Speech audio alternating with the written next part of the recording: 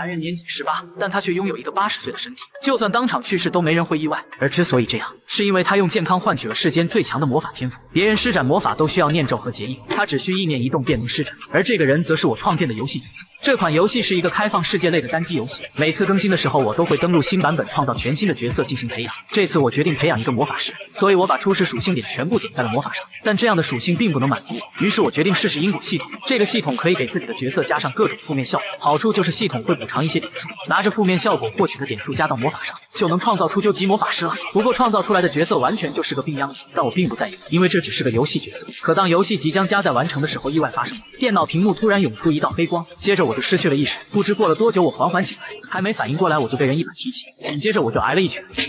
望着喧闹的四周，我才回过神来，难道我变成了自己创造的病秧子游戏角色？来不及多想，打我的大胡子冲我大骂：“都要开工了，你还有脸睡觉？赶紧给我到组装室来干活！”站起身来，感受着这个弱鸡身体，这不是我的身体。当我看到镜子里的脸时，我才明白，这张脸就是我创建的角色。接下来的几天，我都在这个黑心工厂干活。虽然我依旧对这里一无所知，但我以惊人的速度适应了这里的一切。在这里，我要在太阳没升起那一刻就起床，一直干到虚脱前的那一刻。睡觉前可以拿到一碗像厨余垃圾似的粥来滚。即便我想问点什么，其他工人也不愿搭理我。一是因为检察官看得严，我太忙了；二是因为在他们眼中，我和一具尸体没什么两样。不过他们会这么想也正常，毕竟这具身体就像马上要被过期一样，繁重的体力活已经够让我受的，但同样折磨我的还有失眠。我已经连续3天没睡着了，这都是因为我之前选择的负面效果。留给我的时间不多了，我的身体在这种黑心工厂撑不了多久了。不过至少还有一点值得庆幸，这副身体上的负面效果这么明显，也就是说我也同样拥有与之成正比的魔法天赋。只要激发魔法天赋，那么就能逃离这个破地方。第二天干活的时候，我突然觉得脚下一轻，一个不留神手中的箱子就摔落在地，领班马上就拎着鞭子朝我走来。正当他要教训我的时候，我边咳嗽边道歉。他见我这样，便对身边的人说道：“这小子活不了多久，让他找个没人的角落待着去。”说完，他便上前让我滚远点。这下我算是彻底被他们当成将死之人了。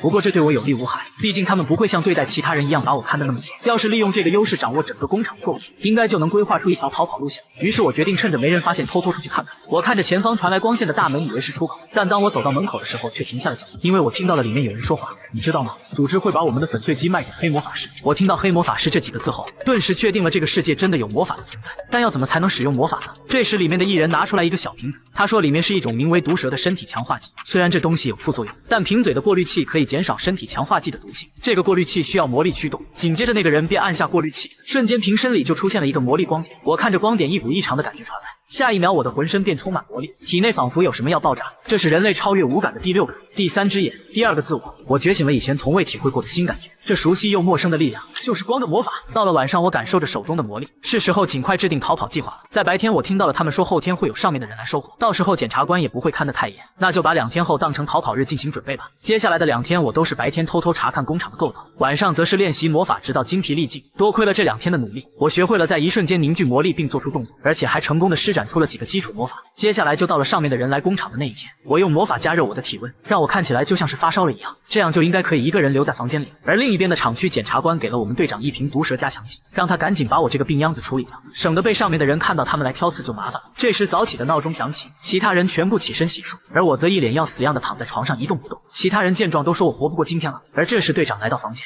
他让其他人先出去，其中一人嘟囔道：“看来队长是来让他干脆利落的上路的。”我听完菊花一紧，干脆利落的送我上路，我可没想到会遇到这种情况啊，这下该怎么办？来不及多想，一只大手抓住了我的肩膀，一把就把我翻了过来。可他却递给我一支药剂，他说这叫毒蛇，可以暂时强化身体。他让我拿着赶紧跑。我喝下之后果然觉得浑身充满力量。我记得检察官让队长把这个送去了他的房间。逃跑计划有变，我要先去把这些东西搞到手。于是我找到了负责人员，我谎称我要送毒蛇去检察官的房间，想让他帮我开下门。对方一听不爽的拿起钥匙让我跟着他走，他边走边骂骂咧咧的嘟囔。打开大门后，他让我把东西放下赶紧滚，但我此刻已经凝聚出魔法，我一把掐起他的脖子发动电击，瞬间他就被电得口吐白沫倒地不起。我连忙捡起他的钥匙，随后就是一阵翻找，我在里面的抽屉里面找到了一支手枪，终于在一阵翻找之后找到了毒蛇。这东西果然厉害，一支下去就能让人忘记疲劳和痛苦。差不多了，是时候走了。可就在这时，大门传来响动，是检察官走了进来。他看着地上的光头一愣神，我则趁机在一边缓缓出现。我凝聚魔法准备发动电击，可没想到这一击居然被检察官给躲开了。这下糟了，我的魔力已经不足以让我再用一次电击了。这时检察官也反应了过来，他直接攥起拳头向我打来，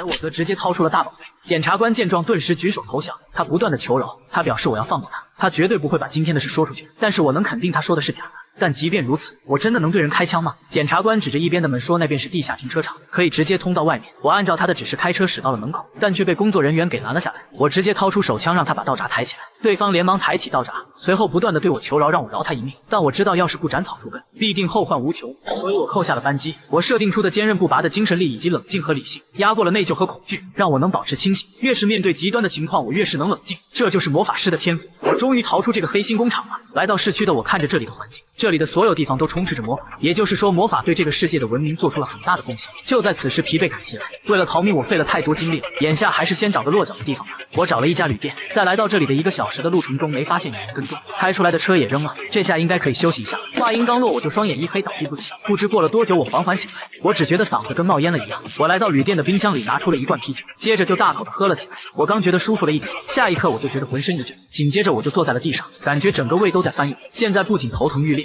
全身的肌肉也跟被撕裂了一样。难道这就是毒蛇强化剂的副作用吗？不过现在想要用这副身体行动，只能暂时依赖强化剂。随后我又吃了点东西，看着手里所剩无几的钱，连再住一宿的钱都没有，我需要钱。随即我决定整理一下自己再出门，我把头发剪短，这样他们应该就认不出我。在大街上我想了半天也没想到能合法赚钱的方法，毕竟这个世界的我是个连身份证都没有的非法拘留者，不如去教训几个坏蛋，直接抢他们的钱好了。就这么愉快的决定了。于是我把魔法集中在耳朵上，感受四周。没多久我就听到了2个小偷的谈话，找到了，就在不远处的巷子。正当我起身准备动手的时候，我突然一阵头晕，这弱鸡身体我也是服了。我掏出毒蛇吸了一口，顿时觉得神清气爽，浑身充满力量。与此同时的小巷子，2个小混混正对一人打骂，因为他把偷到的钱弄丢了。对方毒打一阵之后，就要卸掉他的零件来抵债。而就在此时，我直接给2个小混混做了个电死，没想到这么轻松。随后我就在2个小混混身上一阵翻找，70多万塞尔，还不错。接着我拿起了一个类似圆珠笔的东西，那个大叔立马惊恐的让我别用这个，指着他，这个东西是代客公司出的激光裁剪机，不过被他们非法改造拿来当武器用。我听完就把这东西放入了怀里，随即我让大叔把今天看到的都忘掉。接着我又问他这里有没有什么没有合法身份能做的工作。到了晚上，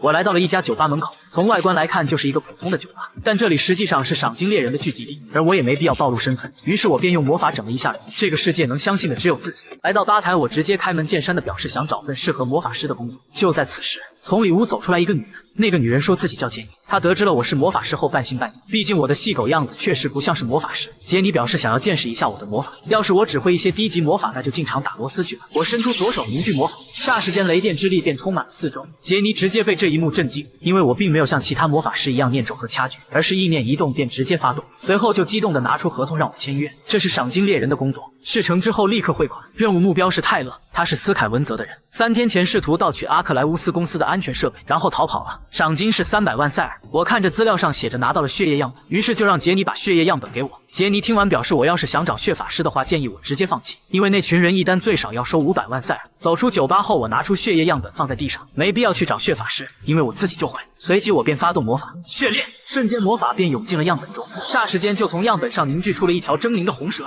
红蛇一路疾驰，片刻后就在一人背后停下。找到你了，泰勒。但令我没想到的是，泰勒见到我居然直接跑。以我的细狗身体跑是不可能跑过他的，而且远程射击也没什么把握。但是我想到了一个完美的技能，声浪。这一击直接击穿了泰勒的双耳。正当我想上前解决他时，竟然是狙击！还好我以防万一提前施下了防护罩魔法，随后我连忙发动魔法强化防护罩，这样一来就算来一发火箭，我的防护罩也能撑一会儿。接着我便放出感知魔法，探知狙击手的位置，人不在1000米的范围内，也就是说，对方要么是在1000米之外开的枪，要么就是用了什么手段让我的魔力感知不到。不过我已经议了如，这个人为什么会盯上我呢？不对，从刚才防护罩碎裂的位置和方向来看，那个人的目标不是我，而是泰勒。难道对方想堵住这家伙的嘴？那多半是斯凯文泽派来的人，但我对这件事并不感兴趣。我掏出手枪准备打死泰勒，我要在行业里树起冷酷无情的形象，这样一来敢妨碍我做事的人就会越来越少。而且我并不打算放过那个狙击手。找到了，在我杀死泰勒的瞬间，狙击手的魔力波动有了起伏，目标位于1000米以内，刚好有一种适合在这个距离攻击的魔法，并且威力还很高，它可以说是象征着电击系的魔法——幻雷。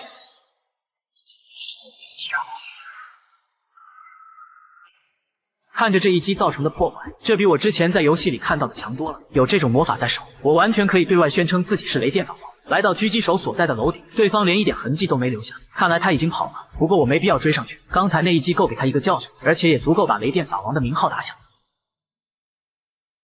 片刻后，我累得半死不活地将泰勒的尸体带回到了酒吧。酒保老头表示让我从这栋楼的后门进来，这个包裹他会带过去。在我来到后门后，发现老头已经先我一步到达。他告诉我以后找他谈事的时候就从后门进来，可能是他上了年纪忘了提醒我了。他让我等待一会，他要验尸。老头看了一会后确定了这个人就是泰勒。他问我要现在就领取悬赏金吗？我点了点头，扣掉10%的手续费，总共270万塞尔。如果你想通过其他途径收款的话，需要支付额外的手续费，比如有人要求打到别人名下，或者以债券、股票之类的复杂的方式支付。我沉思了一会，看来这里的金融体系和地球差不多。就在此时，老板娘杰尼从里屋走了出来。他慵懒地对我说道：“你这么快就过来了，看来你很缺钱呢。一般来说，这种悬赏的委托杀人在其次，找人最费时间。你到底有什么本事，竟然这么快就拿下了目标？”我表示自己是运气好。杰尼闻言盯着我的脸看了一会，随后笑道：“好吧，既然你这么厉害，我们以后可以多多合作。”我淡淡道：“你可以立刻给我下一个委托组。”杰尼拒绝道：“那可不行，我们要把这家伙转移给阿克莱乌斯公司，之后确认斯凯文泽的动向。还有……”我接茬道：“也就是说，我还没得到你们的信任是吗？”真聪明，我们也需要点时间了解彼此，就跟谈恋爱一样。但我知道，他拒绝我好像并不全是因为这个。我转身道：“那么我过段时间再来。”在我离开后，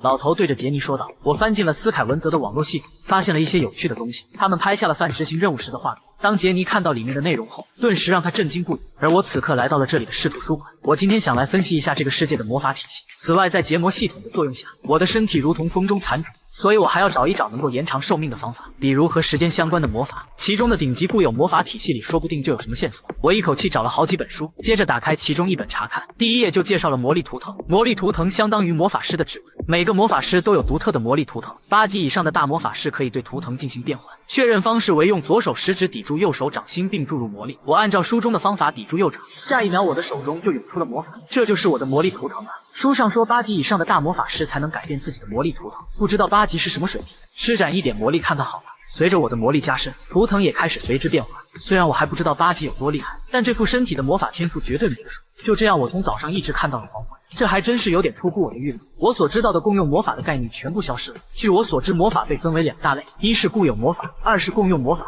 每个魔法师只能精通一个体系的魔法，这便是固有魔法。这种魔法的特点是专精以及高威力。与之相反，共用魔法没有那么深奥，威力也不及固有魔法，但却不拘属性和适用对象，在普遍适用性上碾压前者。但是现在这个世界里仿佛完全没有共用魔法的存在，那我是怎么施展出来的呢？就算我这具身体魔法天赋异禀，那也没办法使用世界中并不存在的概念。忙活一天，什么问题都没解决，反而多了一堆疑惑，也没来得及研究时间系固有魔法的事情。我劝你还是放弃吧。我转头看去，那是一个金黄色头发的美女。她接着对我说道：“如果你是想成为魔法师的话，不如直接放弃，萌生希望只会让人痛苦不堪。我看你坐在那里看了一整天的书，有些于心不忍而已，不是泡在书里就能当上魔法师的。你也老大不小了，现在起步太晚了，不如改去学理论魔法工学。在没有加入学派和找到导师的情况下，只能在大学学习魔法，但你完全没有基础是没办法进入大学的。即便走运入了学，通过学校课程也学不到什么东西。魔法能学成什么样，基本讲究天赋和运气，光靠自己是什么都研究不出来的，特别是在一腔热血的情况下。”我被她的这番话搞得有些无语。那女人接着说道：“对不起，我们素未谋面，我不该对你指手画脚，已经过了闭馆时间，我要整理图书了，希望你能离开。”我淡淡道：“这是你的经验之谈吗？如果你还是学生的话，现在就放弃未免为时过早吧，不要着急给自己定性，先做好自己力所能及的事怎么样？”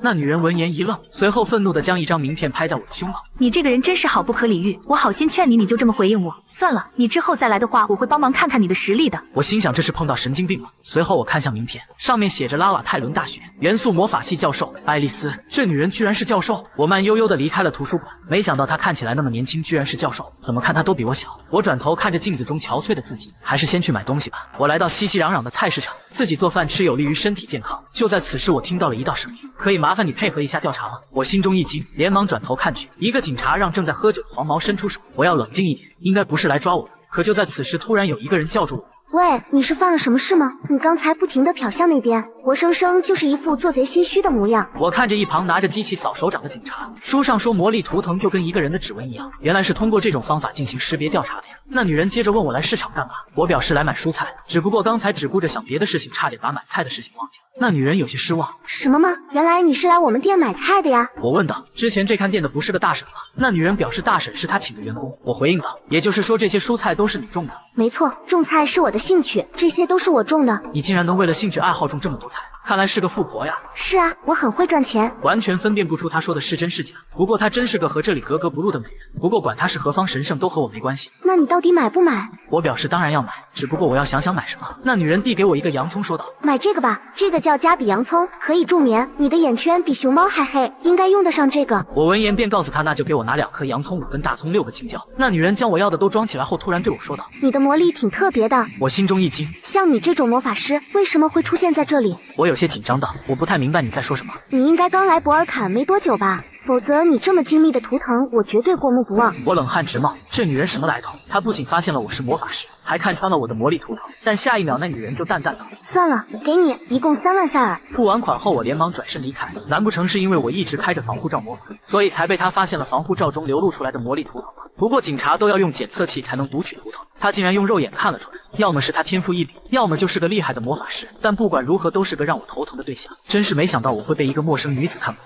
看来得在魔法上多下点功夫。在那之后，我就窝在家里好几天，潜心研究魔法，只求能够提升我所知的共用魔法的技能效率。但是我仍旧没找到有关固有魔法的线索。至于身体还是老样子，在找到突破性的方法之前，我可能得靠吃药续命。而且为了能够买到更好的药，我需要大量的钱和合法的身份。所以我在第2天来到了杰尼的酒吧，我告诉他我需要一个合法的身份。杰尼表示这需要花不少钱，最少2000万塞尔。我顿时一愣，杰尼接着说道：不过你不用担心钱的问题，我刚好想推给你一个委托，你身为魔法师有的是轻松赚大钱的办法。我点了点头，问他这次是什么委托。杰尼淡淡道：这次是企业的委托，相较于赏金猎人之类的委托，企业委托能赚到更多的钱。我知道你更喜欢赏金猎人，但考虑到以后的收入，接一点企业委托或许是个不错的选择。你不会是享受那种追杀疯狂罪犯的感觉吧？我表示当然不是。杰尼指了指后面说道：那就好，我们换个地方详细聊聊吧。这次企业委托的目标是夏洛特企业在42区域刚刚竣工的化妆品制造工厂。有不少人指证这个工厂计划大批量生产爽肤水之前，进行了大量的人体实验。夏洛特企业就是凭让肌肤再生的抗老化技术打出的名声，有证据显示他们在开发的时候包下了人的整张面部皮肤，说是要创造完美的环境。我有些不解地问道：有这些证据不是足够辨明真伪了吗？我不太明白企业还要委托我们做什么。杰尼回应道：你怎么能这么说呢？管它是真是假，夏洛特企业不可能仅凭这点流言蜚语就放弃那个工厂。这次委托我们的是巴利兹企业，他们开始涉足化妆品市场，想要打压夏洛特。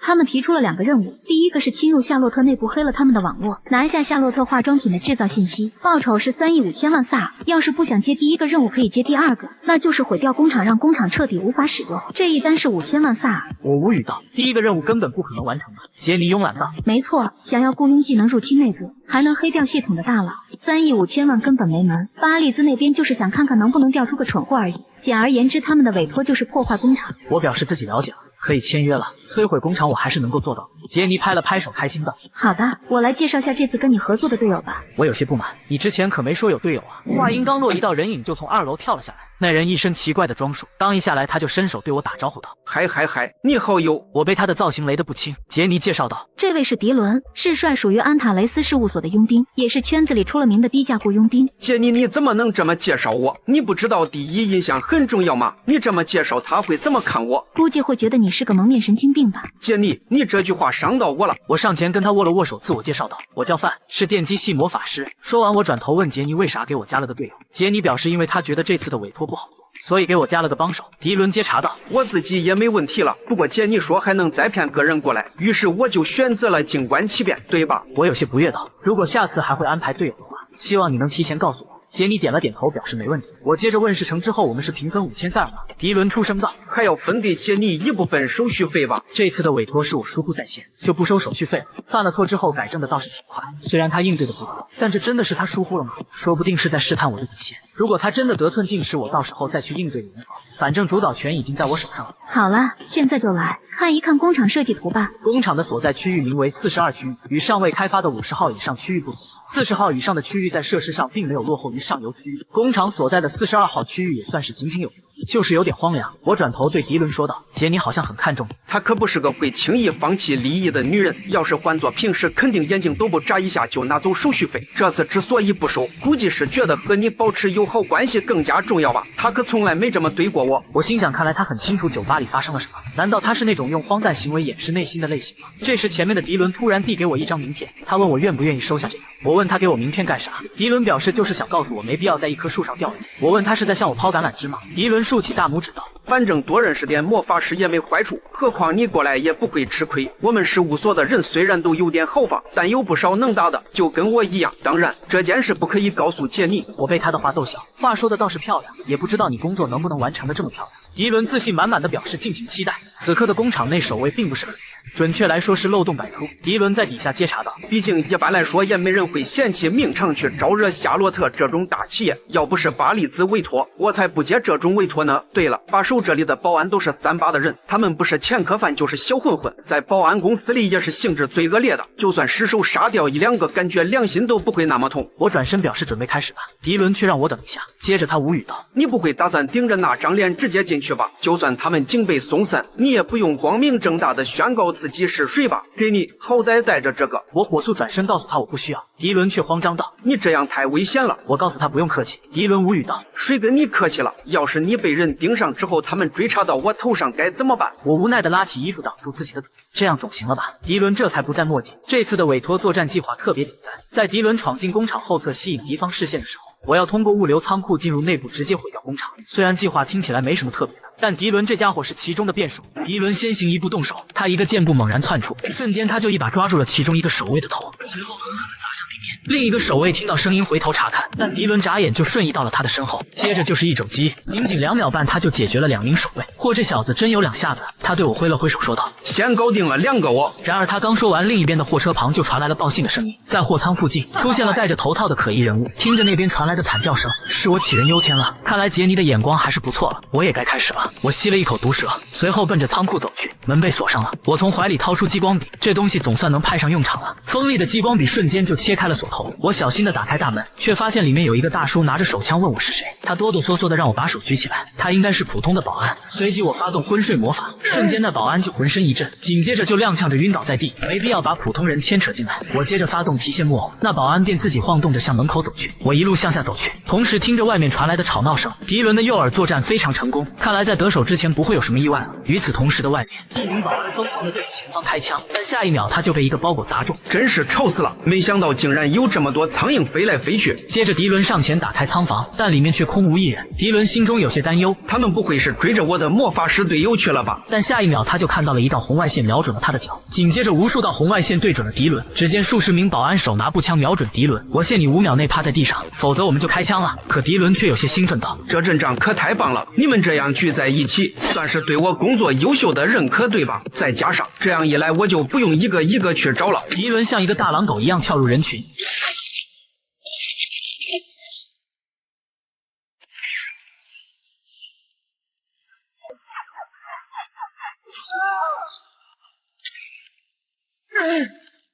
好了，下一个是谁？而我此刻已经来到了工厂内部，果然让我发现了这个东西。这么大的工厂不可能没有调节冷暖气的瓦斯设备，这么大量的瓦斯炸平一座工厂绰绰有余。我费了9牛2虎之力拧开了开关，看着泄漏的瓦斯，接下来只要点火引爆就好了。我伸手凝聚燃烧魔法，想要制造火花的魔法并不难，不过我现在需要等我和迪伦走后再让这个魔法触发。我还得好好谢谢蔬菜店的那个女人，在遇到她之后，我卯足了劲转变共用魔法，想把它们应用起来，并且明白了简单的共用魔法是可以结合的。现在我要给火花覆盖上计时器，设定5分钟后触发。现在一切已经大功告成，接下来只要逃出去就好了。就在此时，我听到了一声巨响，与此同时的另一边，厚重的铁门居然被人砸出一个深坑，紧接着又是一声巨响，厚重的铁门直接被巨力轰飞。哈哈哈，还真是弄了个稀巴烂呢。我快步向楼上跑去查看，我有些震惊，那到底是什么东西？鳄鱼吗？迪伦淡淡道：好久不见啊。悠悠，这不是老熟人吗？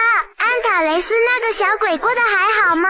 生龙活虎的。之前他说要出去单干的时候，我还在想那家伙哪来的底气，现在看来他还挺有2下子。我们老板确实很有先见之明。先见之明？先不说那个，你应该知道现在是什么情况吧？我就是这里的保安。你收了多少钱？不多，也就10个亿。看在安塔雷斯的面子上，我会舒舒服服的送你上路。那可能没那么容易，你能先把旁边的那个包扔给我吗？你是说这个小玩具吗？看着被扔过来的包裹，迪伦淡淡道：谢谢，不过你怎么能这么说呢？这个可不算是小玩具，打人可是很痛的。1个月10亿工资的鳄鱼保安到底值不值？面对独自一人干翻数十名保安的迪伦，他却丝毫不放在眼里，而迪伦也丝毫不怂，拿着长矛就对鳄鱼发起了攻击。但下一秒，他就像苍蝇一样被拍飞。就这点手段，你还是和以前一样，喜欢搞一些可笑的事情。迪伦从包里拿出斧子，尴尬道：“今天好像不太适合用长矛。”说完，再次向鳄鱼猛冲过去。迪伦的操作让我震惊2年半，他头这么铁的吗？这下该怎么办？距离瓦斯爆炸还剩2分半，时间太紧迫了。迪伦刚才还嚣张的不得了，但现在却连逃跑的余力都没有。也就是说，那个家伙是个无比强悍的怪物。总之，我先尽力帮帮他，然后尽快抽身好了。鳄鱼对迪伦嘲讽道：“你这个小鬼太让我失望了，你现在的水平还不如以前。我第一次见到你的时候，你身上充满了杀气，但现在已经基本没有了。”迪伦起身阴沉道：“不过你怎么越来越强了呢？”说完，拔出自己背后的双刀。如何？现在感受到杀气了吗？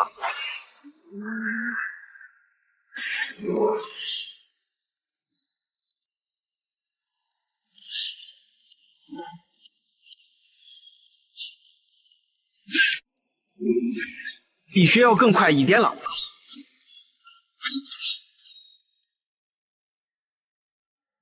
闪电凝结，突然鳄鱼的脚下出现数个雷球，眨眼雷电之力就覆盖了鳄鱼的全身。迪伦向后看了一眼，他明白了是我出手了。迪伦知道现在是打倒鳄鱼的唯一机会，虽然鳄鱼的行动受阻，但他还是砸下凶猛的一拳。迪伦轻松躲过，跳向半空准备攻击。然而就在攻击即将击中之时，一条鳄鱼尾巴突然袭来，这下直接将迪伦抽飞。紧接着鳄鱼一把掐住迪伦的脖子。你这个家伙，为什么不告诉我你还有个魔法师朋友？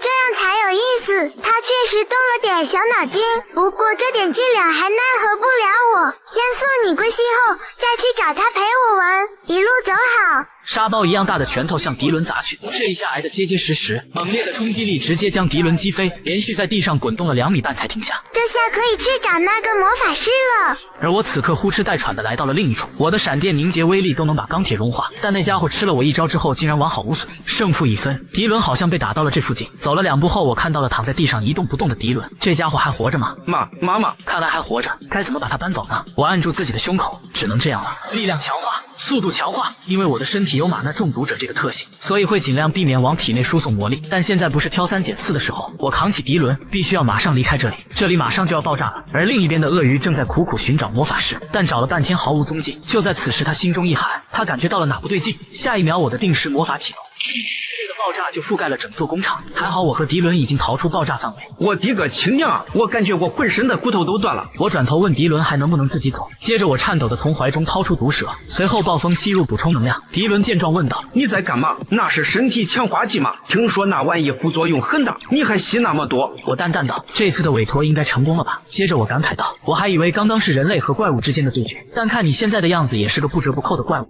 难道擅长肉搏的超人们都和你一样吗？”我听不懂你在说什么，我就当你是在夸我了。还有，你要是不想在这里死，悄悄就快抵我起来，我们还得逃跑呢。我不解地问道：“你是觉得那个怪物还活着吗？”迪伦无语道：“这还用问？他肯定还活着。你真的不知道那个老家伙是谁吗？你不会之前一直窝在深山老林修炼吗？他是魔窟的克罗肯啊！”与此同时的工厂内，克罗肯爬出废墟，他仰天怒吼道：“气死我了！我一定要宰了你们这2只臭老鼠！”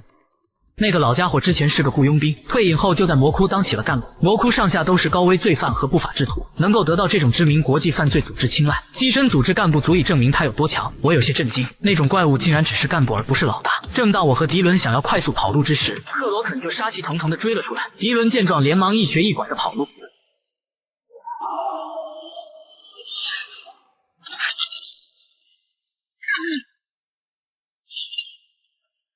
虽然在这个世界可以利用魔法随意强化自己的肉体，但他这也强得太离谱了吧？克罗肯对迪伦嘲讽道：“你的魔法师朋友不会就是那个豆芽菜吧？不过作为一个魔法师，他倒是挺年轻的。”我看了眼躺在地上的迪伦，按照目前的情况来看，我和迪伦是跑不了了。这家伙不会死透了吧？但下一秒，迪伦就咳嗽了2声，表示自己还没凉透。想要和那个怪物硬碰硬的话，就必须要速战速决。一旦战斗变得焦灼，打赢他的概率就会无限接近0。克罗肯来到我面前，出声道：“把工厂炸毁的那个魔法师小鬼就是你吗？没人教过你不可以炸别人的腿吗？”我淡淡道：“你又不是人。”克罗肯闻言仰天大笑：“迪伦那小子真是带了个没礼貌的朋友来。要是你没破坏工厂，我还可以留你一条命。但我收了钱就要替人消灾，这就给你个痛快。”看着向我袭来的爪子，我不慌不忙，下一秒我便用出了重力凝结，瞬间无数道黑色魔法便缠向克罗肯的四肢，将他牢牢地困在原地。克罗肯也丝毫不慌，他大笑道：“这个玩笑开的有意思。”这个魔法的重力效果与目标的质量成正比，从而抑制目标行动，不是随随便便就能破解的。但下一秒我就傻眼了，克罗肯只是随便一动，就将魔法撕裂开来。我连忙再次用出数道重力凝结。克罗肯见状也是嘲讽道：“这是怎么了？你是觉得这几条绳子承受不住我的力量吗？你再稍等片刻。”不等他说完，一股魔法便缠住了他的嘴，总算安静了。不过仅凭这一招根本打不过他，我要把剩下的魔力全用出来背水一战。仅仅2秒半，克罗肯就挣脱了我的重力凝结，他嘶吼着要把我碎尸万段。我用尽全力凝聚魔法，那可抱歉了，我可不会乖乖等死。现在正值生死关头，我也不会再有所保留了。克罗肯一个箭步向我冲来，而我则将手中的魔法拍向地面。凝霜之魂，瞬间周围的温度急速下降，强硬的冰魔法将克罗肯冻成一座冰雕。用完后，我差点当场晕倒，我的魔力已经见底。一旁的迪伦痛苦道：“冻死我了，我们快闪吧！趁那个强盗离谱的老家伙脱身之前，赶快跑！”我擦了擦汗，表示认同。可刚说完，一旁就传来了冰破碎的声音。竟然这么快！迪伦见状出声道：“我们必须在他彻底挣脱之前干掉他。”我表示这还用他说，但此刻我体内已经基本没有魔力了，这下该咋办？紧接着我灵机一动，看来要用这个决一胜负了。这是只需要少许魔力就能发动的，专门用来辅助远程武器的共用魔法，也是魔枪师广泛使用的射击组合魔法。我对手枪施加穿透性强化，轨迹诱导，炮弹加速。这把旧枪承受不住魔力，不过无所谓，反正这是最后一击。与此同时，克罗肯已经挣脱了一角，露出了眼睛。我接着又给手枪施加辅助瞄准，随后打出一发超级特制子弹。子弹直奔克罗肯的眼睛袭去，这一下打得结结实实，也让克罗肯彻底挣脱了我的冰魔法。迪伦在一旁感慨道：“说要一决胜负，真没想到你会掏出来一把枪来，你竟然瞄准了他的眼睛，真是惊人！这次是不是成功了？”此刻的我连手枪都拿不稳了，我虚弱道：“希望成功。”我已经没力气反击了。可当浓雾散去，克罗肯居然毫发无伤。克罗肯阴森道：“刚才的那一招很不错，但很可惜你输在了对手数目。”这家伙居然用眼皮夹住了子弹，刚才那一枪可是我施加了4种射击组合魔法，结果他竟然只用眼皮的肌肉就接住了子弹。我忍不住说了一句：“太变态了。”克罗肯闻言大笑道：“你说的没错，连我自己都不觉得我是个普通人。”说完他睁开右眼，子弹也随之掉下。接着克罗肯恼怒道：“不过还是有点疼的。”我尝试凝聚魔法，但此刻的我已经油尽灯枯，事已至此只能硬刚了。我掏出激光刀，克罗肯握起双拳，杀气腾腾道：“刚才说的给你个痛快这句话，现在作废。”克罗肯跳向半空，随后便向我俩冲来。难道我就要死在这里了吗？爆炸声传来，我的护体魔法瞬间被打碎，但惊奇的是我居然还活着。原来是一个女人挡在了我的面前。鳄鱼克罗肯出声道：“看来我好像拖得太久了，这不是市政府的猎犬伊维林吗？”克罗肯，你这就有点过分了。说完他弹开克罗肯的攻击。你不会觉得自己把整座工厂都炸了还能不被人发现吧？我还以为魔窟那边会消停一段时间，你们把42区搞得天翻地覆，到底想干什么？克罗肯闻言一脸问号，接着他连忙出声道：“等等，伊维林，你这就冤枉我了。炸了工厂的不是我，是他们俩。”迪伦连忙摇头表示不是我们干的。克罗肯，你少给我放屁！你是说那2个差点被你打成肉泥的家伙炸了工厂？就凭那个蒙面变态？克罗肯也是一阵无语。好吧，比起说我没能拦住那2个小鬼炸工厂，确实是我亲手毁了工厂的可信度更高。接着他转头说道：“随你怎么想，反正我不干了。我签约的合同里又没写要跟市政府的要员打，我可不想自讨苦吃。”我有些震惊，他竟然主动避战了。也就是说，这个女人也是个不输他的超人吗？伊维林问我俩有没有受伤，我表示托你的福，我们没什么事，多谢相救。伊维林摘下口罩，转身道：“不用客气，这是我分内的事。”看到她的脸后，我有些惊讶，她居然是那个卖菜的美女。伊维林对我伸手说道：“你还能起得来吗？”我连忙颤颤巍巍的起身，表示自己可以。这时伊维林疑惑道：“我们是不是在哪里见过？”我拍了拍身上的灰尘，否定道：“有吗？我没印象。虽然我猜到他不会是普通人，但没想到他竟然是个精英。之前他说自己很会赚钱，看来不是在吹牛。”伊维林转头道：“应该是我认错了，你们的魔力图腾一点都不一样。上次被他看破已经让我长了个教训，我可不会在同一个坑里栽2次跟头。每次用魔法的时候改变魔力图腾，还是挺有效果的。”伊维林戴上口罩，接着说道：“我奉劝你们一句，尽量不要和魔窟扯上关系，否则小命不保。”说完便一个箭步跳向半空。迪伦兴奋道：“魔法师大人，我们的运气太赞了！”我揉了揉发酸的胳膊，不满道：“这次的报酬你可得多分我点。”我心中暗想，要是迪伦能快点从工厂脱身，我们也不至于陷入苦战。他有没从跟克罗肯的战斗中争取时间，还说我们是运气好，真是可恶。迪伦拍了拍我肩膀，笑着说道：“行啊，毕竟你救了我一命，那我就留1000万赛人，其他的都给你吧，那4000万就是你的了。”了，好队友。我明明多分到了钱，为啥还会有种吃亏了的感觉呢？迪伦见我又开始吸药剂出声道：你又在吸那个，对身体不好了。你还是和我一样练点肌肉吧，就算只把核心肌肉群练好，那效果都10分。我打断了他的话：闭嘴，你这个没用的家伙。什么？我明明那么卖力战斗。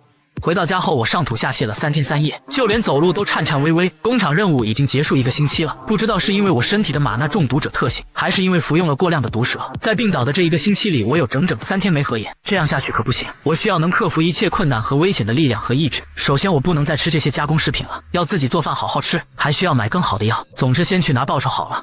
在见到我后，杰尼开心道：这不是我们店的贵客吗？这10天你跑哪去了？怎么连个影子都没有？我表示去处理了点事情。是吗？要是你死了，我就不用给你钱了，真可惜。我反驳道：这个玩笑可不怎么样。不过我这10天确实是被玛纳中毒的副作用折磨得差点凉凉。不过我没必要说这种话授人以柄。看着翻找的杰尼，我问迪伦呢？杰尼拿出一个箱子，淡淡道：他委托完成当天就来过了，还说约好要分你4000万，手续费已经算在迪伦头上了，你不用担心。巴利兹那边还给了奖金，你数数看，这里一共是60张100万萨尔的纸币，总计6000万萨尔。我有些好奇，居然还有面额100万萨尔的纸币。杰尼解释道：这是上头的人为了方便彼此表示诚意制造出来的货币，当然也是我们的心头好。总之这次辛苦你了，听说你差点死在那个鳄鱼老头手里。我点了点头，要不是最后有人出手相助，我就真的凉凉了。接着我问道：你听说过伊维林这个人吗？杰尼思考着说道：我只知道他是市政府的直属要员，你可以把他当成由市政府投入巨资亲自管理的武力队员。我接着问道：那么鳄鱼所属的魔窟是个什么样的组织呢？魔窟是个被犯罪集团还有杀人魔奉为贵族的组织，他们只对自己心仪的人发出邀请，外界基本没什么关于他们的情报，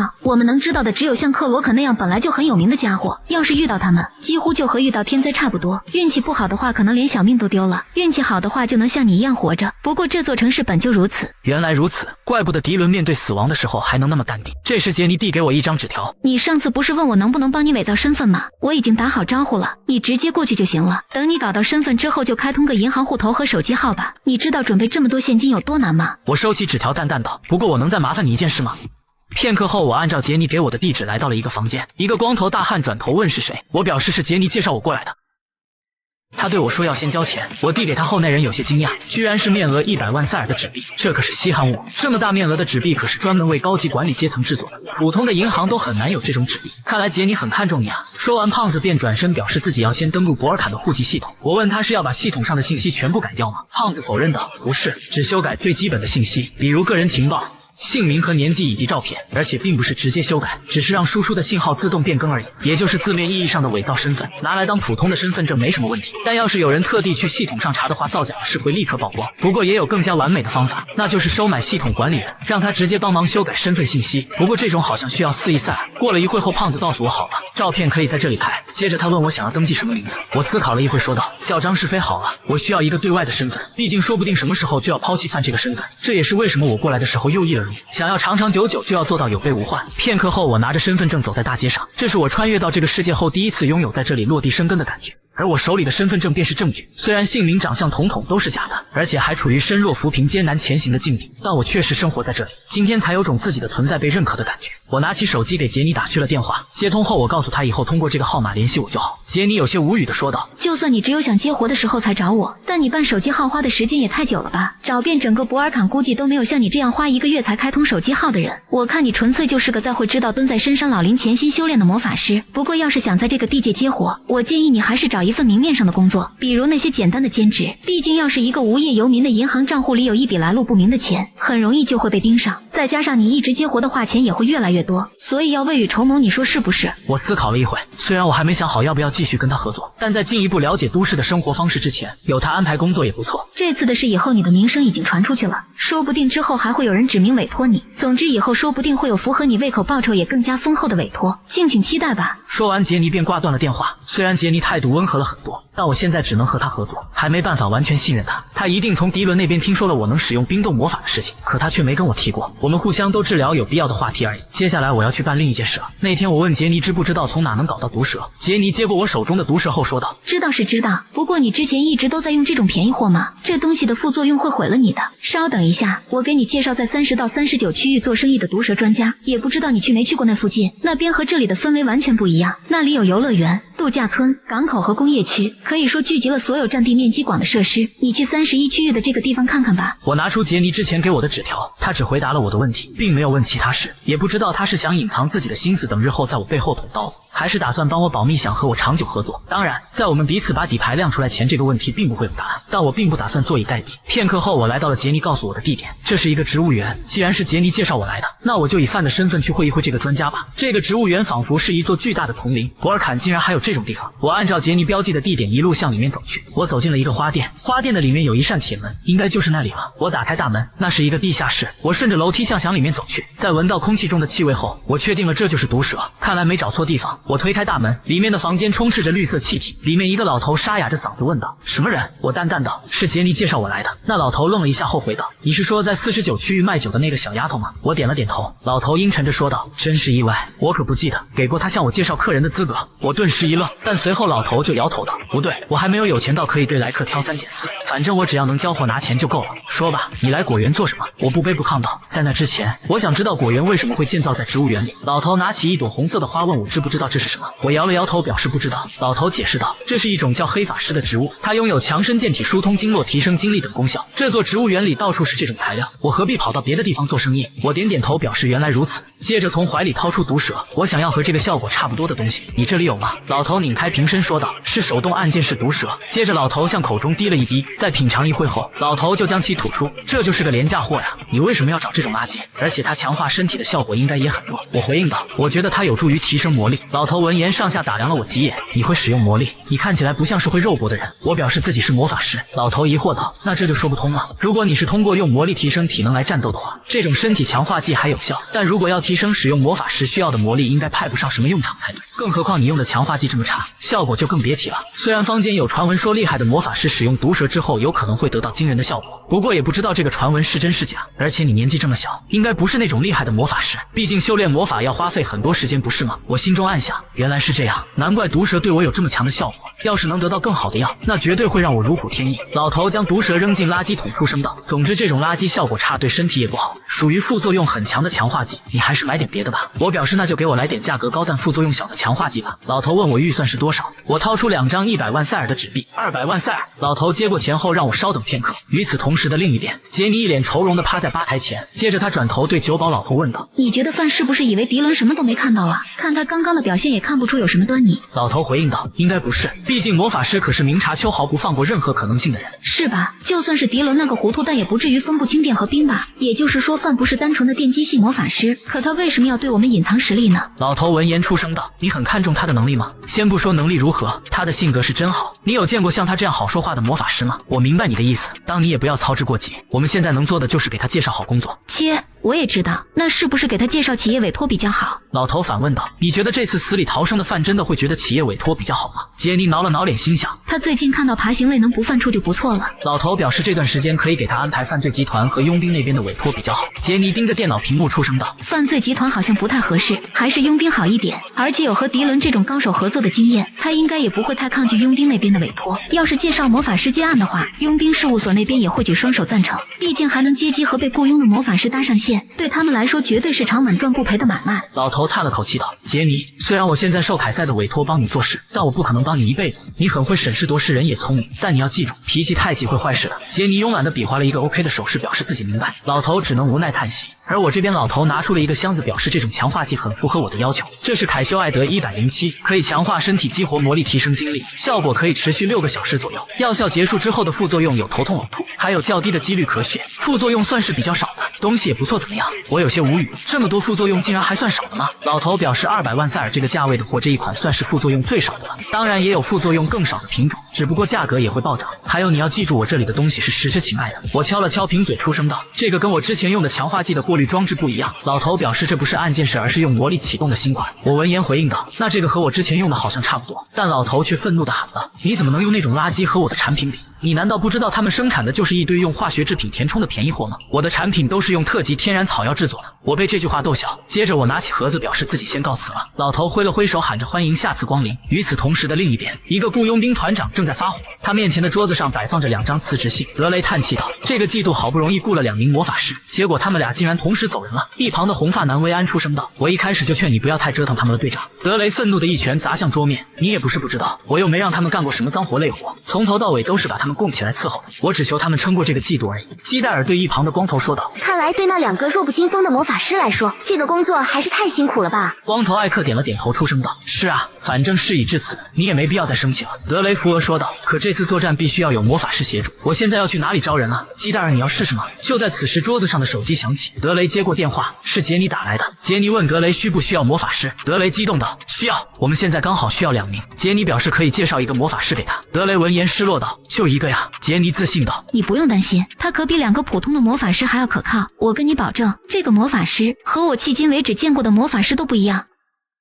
回到家中的我开始参悟魔法，我准备给自己的房子施加结界术式。一般来说，这种术式需要在画出魔法阵后通过精妙的仪式进行，但只靠集中精神也可以给空间注入魔法。打造出包裹一定空间的魔力球体之后，再在球体表层施下安保魔法，添加上有人入侵时就会触发14次的连续电击以及闪电凝结，这样就万无一失了。之前住宾馆只能搞一些最基本的保护措施，现在有了房子就可以做好万全的准备了。为了将来的生活，第一步已经准备就绪了。就在此时，桌子上的电话响起，是杰尼给我打来的电话。杰尼告诉我有活了，让我一会去找他。有了手机之后确实方便了很多，还能根据新闻判断博尔坎这座城市的情况。我看着手机上的新闻，夏洛特制造工厂受爆炸事故影响无法推出新品，警方称已通知工厂半径2公里以内的居民避难，并没有造成伤亡事件，原因是工厂内部瓦斯泄漏导致爆炸。也就是说，工厂的相关人士想把这次的事故塑造成一起意外，给企业办事就是这种感觉吗？算了，好歹事情办得干净利落，报酬足够高也没有后顾之忧。虽然任务结束之后没有隐患确实不错，但一想到在我看不到的地方还会存在一些其他勾当，我就觉得有点不舒服。以后再接企业委托时得更加小心。还有克罗肯那个家伙，我才开始这份工作2个月就遇到了魔窟这个犯罪组织，就算我这具身体在魔法上面天赋过人，也根本不是那种怪物的对手。要想在这个世界活下去，除了魔法之外，还需要摸索出更多手段才可以。我走向床边，接着打开了床上的包裹，这就是我做的第2手准备，真期待他的表现。片刻后，我来到了杰尼的酒吧，杰尼对我介绍道：这次的任务是科林卡尔佣兵事务所的委托，他们计划夺回一栋建筑，为此需要魔法师提供火力支援。我问道：所以这次的单价才这么高吗？杰尼回应道：雇佣魔法师本来就不便宜，你应该也发现了，这个世道的魔法师就是供不应求。我淡淡道：我还以为下一次合作的佣兵事务所会是安塔雷斯呢，给我说下这次委托的细节吧。好的，首先有一个叫斯凯文泽的下三滥混混集团，他们占用了原本用于金融咨询的联合办公室，并且在里面非法使用发电设施，金融公司那边担心交易信息会被清零，所以没使用断路器直接被赶了出来。而这次夺回办公室的委托由科林卡尔佣兵团承接，他们马上就要开始行动了。也就是说，那家金融咨询公司雇佣的佣兵想要雇佣我，对吧？提供火力支援的话，具体要做什么呢？工作内容很简单，就是像你这样帅气的魔法师在他们身后适当用点魔法就好。我沉思了一会，杰尼见状出声道：你要是不想和雇佣兵合作，我还有别的工作推荐给你。毕竟从老鳄鱼手里活着回来的魔法师的故事在这个圈子里还是挺出名的。不过如果我是你，我会选择接下科林卡尔那边的委托，因为佣兵们很在意钱的问题，不会随便赖账或者克扣。我有些疑惑道：难不成经常有人赖账或者克扣委托费吗？杰尼解释道：这个圈子到处都是混混和垃圾，有的是事情一办完就拍拍屁股闪人的混蛋。当然，正因为可以避免这种事情发生，所以我这种有能力的人才能以诚信和安全为卖点收手续费呀，而且是从客户和接单人员两边收哦。我被他的话逗笑，随后抬头道：我接下了，任务地点和日期你发我手机上。时间来到第2天，科林卡尔佣兵团已经准备好作战，但他们正在等待魔法师的到来。德雷看了一眼手表，焦急道：他也应该来了呀。维安出声道：队长，你觉得这次的魔法师怎么样？德雷叹了口气道：听说是个实力不错的电击魔法师。杰尼那个泼辣的女人说，就算是死也要收我200万塞尔，那就只能相信她的眼光了。基戴尔疑惑道：电击魔法师好厉害啊，难道是个在魔法研究领域深耕了很多年的人吗？德雷表示他也不知道，不过实力应该是可靠的，至于性格怎么样就不知道了。就在此时，艾克向德雷示意，维安开心道：总算来了。但下一秒他就愣在了原地。基戴尔不可置信道：德雷，不会是那个孩子吧？而来人正是我。我吃着早饭，闲庭信步的来到了他们面前。我问他们是不是克林卡尔佣兵事务所的人。德雷问我是不是饭，我淡淡道：看来我找对地方了。说完，我继续大口大口的吃着三明治。基戴尔无语的对我喊道：喂，马上就要开始作战了，你在干嘛呢？我无所谓道：在吃晚饭啊，你看不出来吗？为了健康着想，必须按时吃饭，哪怕是难吃的要死的彩椒三明治也必须吃下去。基戴尔恼怒的对我喊道：谁问你这个了？但德雷拦下了他，随后对我说道：我们只雇佣你一个人就花了2000万塞尔，希望在接下来的作战中我们不要拖彼此的后腿。我点了点头，表示自己会尽力的。德雷摆了摆手说道：既然魔法师到了，我们最后再来说明下作战计划吧。德雷打开电脑，放出投屏，之前已经跟各位介绍过了，现在我就简单说明一下。我们的终极目标是让3楼楼顶的发电设施服务器能够正常使用，通往3楼的2条路线，电梯和楼梯全部由斯凯文泽的3个支部组成的武装团伙把守着。虽然这些人并不难对付，但因为他们那边还有魔力使用者，所以我们也绝不能掉以轻心。薇安带领第2分队入侵屋顶，处理掉敌人之后，检查服务器是否能正常运转。第3分队由我和艾克带队，负责突破1楼的防守。第1分队听从基戴尔的指挥，从2楼窗户进入内部，将斯凯文泽的人逼到楼梯附近，一网打尽。之后从屋顶向下移动的第2分队，以及从下往上移动的第1、第3分队，全都重复同样的作战方式。听明白了吗？我站在一旁分析道：他叫德雷是吗？他的语速虽然快，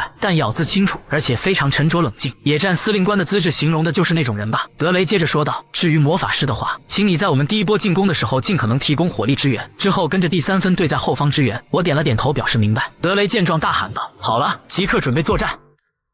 来人花2000万雇佣魔法师，可来的却只是个毛头小子，这让他内心有些不安。要知道厉害的魔法师年纪都不小，毕竟参悟魔法时间很耗费时间的事情，但他也只能选择相信对方，因为任务马上开始，就算想换人也根本来不及，而且这个世界魔法师极为稀少。队长德雷在交代完战术后宣布行动开始，佣兵们顿时气势满满的大喊明白，随后全部开始检查武器。在这个能用魔力强化肉体的世界里，还有能将威力发挥到最大化的近远距离武器存在，并不是一件很奇怪的事，只不过人们会在某个瞬间无比期待名为魔法的奇迹降临，所以这个圈子里的人才会那么渴望魔法师的存在。此刻任务目标的大楼戒备森严，德雷对我说道：虽然可能性不高，但对方也可能雇佣了魔法师，如果你感受到其他魔法师的气息，请立刻告诉我。我点了点头。就在此时，我看到了一条线，这应该是魔力制作的视觉延伸，看来有人在打探我们这边的兵力。既然如此，我伸出手抓住那条线，只要沿着这些脉络，就能轻而易举地找出对方魔法师的位置。我的魔力随着这条线不断延伸，一直延伸到对方的施法起点。我会心一笑，找到了，只要彻底摧毁对方正在施展的魔法，那么这股冲击力便会全部涌向施法者。守在附近的守卫看到魔法师倒下后惊慌不已，而我则不慌不忙地对德雷说道：对方的魔法师刚才对我们使用了探查魔法，不过我察觉之后就立刻顺着他的魔法制服了他，你们现在可以进攻了。德雷伸头向前查看，正如我所说，此刻大楼内的守卫全都乱成一团。德雷大手一挥表示行动，为首的2人瞬间扔出2颗烟雾弹，烟雾弹精准地扔在了守卫的中间，紧接着烟雾开始弥漫，伴随着对方惊恐地喊着有人袭击，楼上的守卫顿时举起步枪准备射击，而德雷佣兵团的其他人已经到了他们面前。我从怀中掏出毒蛇，让我来试试这新款的效果如何吧。在吸入后瞬间，我的身体就充满了活力。德雷刚刚说让我在第1波进攻的时候尽量提供强力的火力支援，雷元素向前方打出雷电，雷电魔法瞬间就干翻了最前方的守卫，包括2楼的火力威胁。德雷众人被这一幕吓了一跳，维安惊喜地喊道：太牛了，他把对方全干翻了。短暂的震惊后，佣兵们就冲入了对方的阵型当中。德雷大声喊道：他们的队形乱了，立刻趁现在闯进去。德雷一刀砍翻1人，但另1人的攻击也到了眼前，德雷侧身躲开，紧接着一枪抵在对方的下巴，随后就是一个黄金爆头。一旁的薇安挡下对方的砍刀，接着用力弹开对方，并嘲讽道：竟然拿着这么锋利的东西挥来挥去，多危险啊！说着另一只手的甩棍砸向对方，但被其躲开。那人得意地喊道：有破绽！可下一秒薇安就将手中的警棍向后甩去，这一下狠狠地砸在了对方的腮帮子，疼的那人松开手中的刀去捂嘴。薇安挥动手中的警棍，这才叫破绽。但与此同时，楼顶的1名守卫已经瞄准了薇安，可下一秒他就被人一枪爆头，是基戴尔，竟敢盯上我们的老幺！但下一秒基戴尔就发现了危险，此刻从大楼内又涌出了数十名守卫，举枪对准德雷，而基戴尔的狙击枪根本不可能同时杀死这么多人。不过基戴尔并不慌，只见2名举着盾牌的人一个箭步窜到德雷面前，替他挡下了到来的枪林弹雨。在挡下第1波火力之后，2人用尽全力将盾牌扔出。你不要过来啊！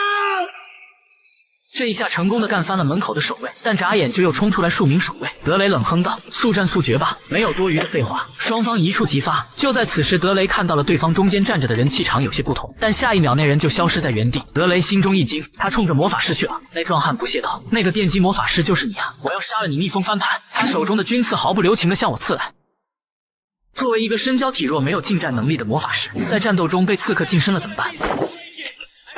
当然是掏出真理，大块头也没想到我会掏出一把枪。看看着倒下的壮汉，我很满意，效果不错。这把枪承受住了我在一瞬间施加的3个射击魔法组合，整体表现非常稳定。这把新左轮手枪还挺好用的。德雷慌张的来到面前问我怎么样，我表示这都小事，我会负责自己的人身安全，你不用顾虑我。德雷点了点头，同时心中有些震惊的想到，刚才的射击虽然泛善可陈，但他掏枪扣动扳机的动作行云流水，连我都不一定能模仿。基戴尔惊讶道：难道最近有名的魔法师们都很会用枪吗？薇安则喊着好酷哦。德雷小声嘀咕道，看来魔法师的身价又要提高了。此刻入口的敌人已经被清理完毕，德雷便吩咐大家前进。基戴尔的第一分队直奔2楼而去，他们一个先是跳上2楼，然后甩出钩索固定，紧接着他们打碎2楼窗户。各位队员，掩护第2分队上去。瞬间，这间狭小的房间就充满了子弹纷飞的声音。薇安见状便带领第2分队前进。薇安一个箭步窜到2楼，随后一脚踩在基戴尔肩膀上借力，以此来跳向楼顶。而1楼的我们也起身前进。德雷一马当先解决数人，我则不紧不慢地在后面跟随。在看见没凉透的人时，我直接赏他一个电疗。1楼的敌人已经清理完毕。德雷打开对讲机，告知了另外2个队伍自己这边的情况。接着他问基戴尔那边是什么情况。基戴尔出声道：这里是基戴尔，第1分队仍与敌人对峙中，暂时无法使用对讲机联络。下一秒，对讲机中就响起了交火的声音。德雷急忙问基戴尔那边发生什么事了，但对面却了无音讯。不过仅仅过了2秒半，对讲机就传来了声音：2楼清理完毕，抱歉，最后一个人像个老鼠一样躲躲藏藏，我们花了不少时间才处理掉。德雷松了口气道：好的，接下来由第3分队和第1分队一起清理3楼。收到，咱们速战速决吧。紧接着我们一群人就冲上了3楼，片刻后3楼便被我们清理完毕。德雷偷瞄了我一眼，心想事情能这么顺利，那个魔法师功不可没。在我们进入建筑前，他一个人就除掉了敌方10%的兵力，可靠的魔法师果然杀伤力惊人。就在此时，基戴尔来到德雷面前，小声道：那个队长，我们能不能把那个魔法师挖过来啊？德雷转头没好气道：团里没钱。基戴尔不满道：那我们就省下雇佣那些废物新人的钱，然后用来投资他多好，我看他一个就能顶4个。要是能和那种魔法师一起工作，肯定会特别轻松有效率，到时候我们事务所也会更有名，这样一来我们就能赚得盆满钵满了，等到赚了大钱变成了有钱人。德雷无语道：别做梦了，继续执行任务吧。德雷打开对讲机对出声道：薇安，3楼清理完毕，其他敌人也处理完了，我们现在就上楼顶和你们会合。但对讲机中却突然传来刺耳的响声，薇安虚弱的声音断断续续的传了过来：对，队长。然而话还没说完，对讲机便没了信号。德雷急忙起身向楼顶冲去，我表示你们先过去，我随后就到。说完，他们便急忙的冲向了楼顶，而我爬到了楼顶之后，直接没了半条命。这副弱鸡身体太差了。当德雷他们来到楼顶之后，却并没有遇到想象中的攻击，整个楼顶躺的全是第2分队的人。德雷急忙跑到薇安面前查看伤势，随后大喊给伤员使用再生药剂。再生药剂虽然贵，但也比不上我们队员的性命。随着药剂的使用，薇安的伤口逐渐愈合。薇安虚弱道：对不起啊，队长。德雷安慰道：没什么好道歉的，你能坚持下来就很不错了。我在一旁观察着局势，这是什么情况？虽然第2分队的所有队员都跟薇安一样受了致命伤，但他们都没有当场毙命，除非是受过严格训练的人，否则基本不可能做到这一点。既然是这种高手，那他没理由在打伤所有人之后逃跑啊。我思考了一会后出声道：凶手还在这里。我的这句话顿时让佣兵团的众人开始慌乱。德雷转头对我说道：魔法师，薇安就拜托你了。我点了点头。德雷起身对众人喊道：先转移伤员，然后其余人员保持警戒状态。场中井然有序地开始各自执行任务。德雷咬牙切齿道：他到底藏在了哪里？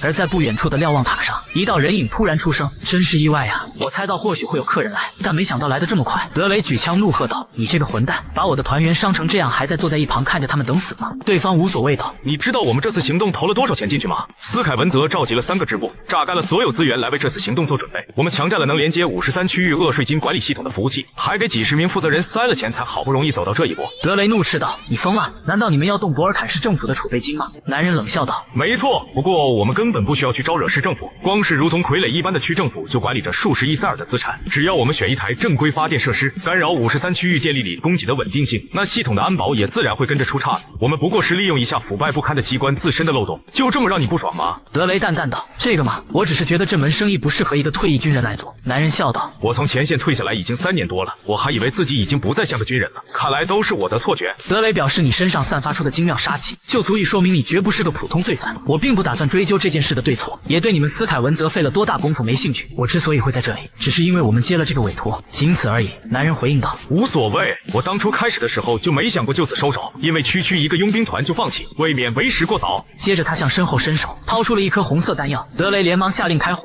可男人却速度飞快地跳向了瞭望塔。在空中他咬碎那颗弹药，落地后他居然完全变了模样。面对枪林弹雨的攻击，他居然瞬间就到了持枪的汉森面前，随后一爪子就刺穿了汉森的胸膛。接着他冷声道：你们就不好奇我为什么没有杀掉先上来的人吗？说完一把将手中的汉森甩飞。一旁的戴琳惊恐道：他把汉森的心脏给……男人接着癫狂道：“因为想要使用力量，就需要鲜活的燃料。看来他用的是黑魔法，他这么渴求人肉，估计是吸血鬼族或者血腥杀戮者。我记得这种能力的副作用很强，难道他想直接一决胜负吗？”在吃掉汉森的心脏后，男人出声道：“只有这个果然不够。”说完，他抡起手中的刀，随后向戴琳冲去。艾克一马当先的挡在了戴琳面前，可男人仅仅一刀就砍碎了艾克手中的盾牌。接着，男人顺身来到戴琳的身后，伴随戴琳惊恐的眼神，男人一口就咬断了戴琳的脖子。这家伙的味道不怎么样啊！德雷见状，连忙让众人围攻。面对冲过来的众人，男人兴奋地喊道：“你们会是什么味道呢？”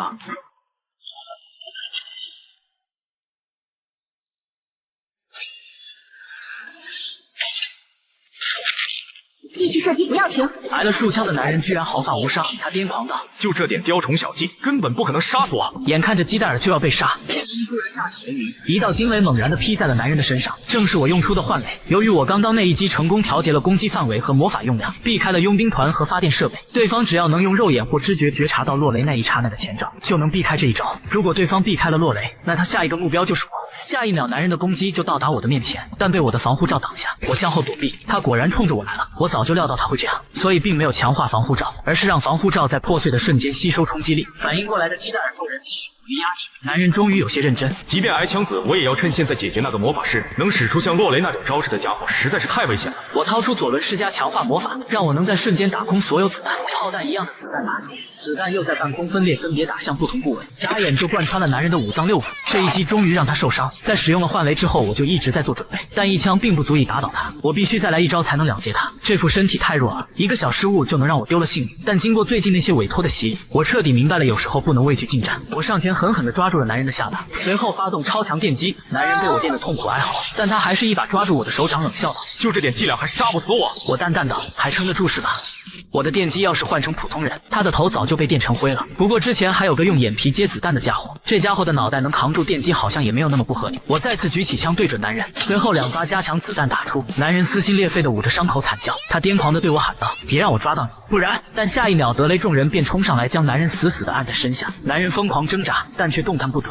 而压制男人的佣兵呢也很吃力。艾克问德雷现在该怎么办。以德雷的魔法知识无法判断男人的情况，在场唯一能分析他用了什么药以及他现在情况的人只有一个，所以德雷抬头对我说道：“魔法师，你有什么别的方法吗？”我淡淡道：“他用的是黑魔法。黑魔法的原理并不复杂，在大幅提升力量、恢复力和耐力的同时，需要牺牲很多东西。最基本的就是以人肉和人血作为能量供给。如果供给量不够的话，思考能力就会渐渐降低。他在勉力抵抗我的攻击时，精神状态绝对非常不稳定，连话都说不清楚。如果不持续摄入人血和心脏的话，思维能力就会大幅降低，甚至会陷入非常危险的境地。黑魔法有这么大的副作用，也难怪他没有杀死第2分队的人了。因为黑魔法的副作用实在太明显，所以没有多少魔法师专门修行这一魔法，因此对黑魔法有了解的人自然也寥寥无几。克林卡尔佣兵团的人也是如此，在服药一段时间内，黑魔力确实无坚不摧，但在承受了大量的魔法和攻击之后，情况就不一样了。我上前一把抓起男人的肩膀：“你们先让开，我有点眉目了，就让我把在你体内流动的黑魔力全都抽出来，然后再把我的魔力灌入你体内，这样就能把你体内的黑魔力全都逼出来。”我运起魔法，不断的将黑魔力向外抽，男人本能的不断哀嚎。片刻后，男人体内的黑魔法便被我全部吸出，而男人也昏倒在地不省人事。我起身淡淡道：“杀了他吧，他不会再反抗了。”我看着手中的黑魔力，这东西要怎么处理呢？一般来说，魔力是没办法直接保存太久的，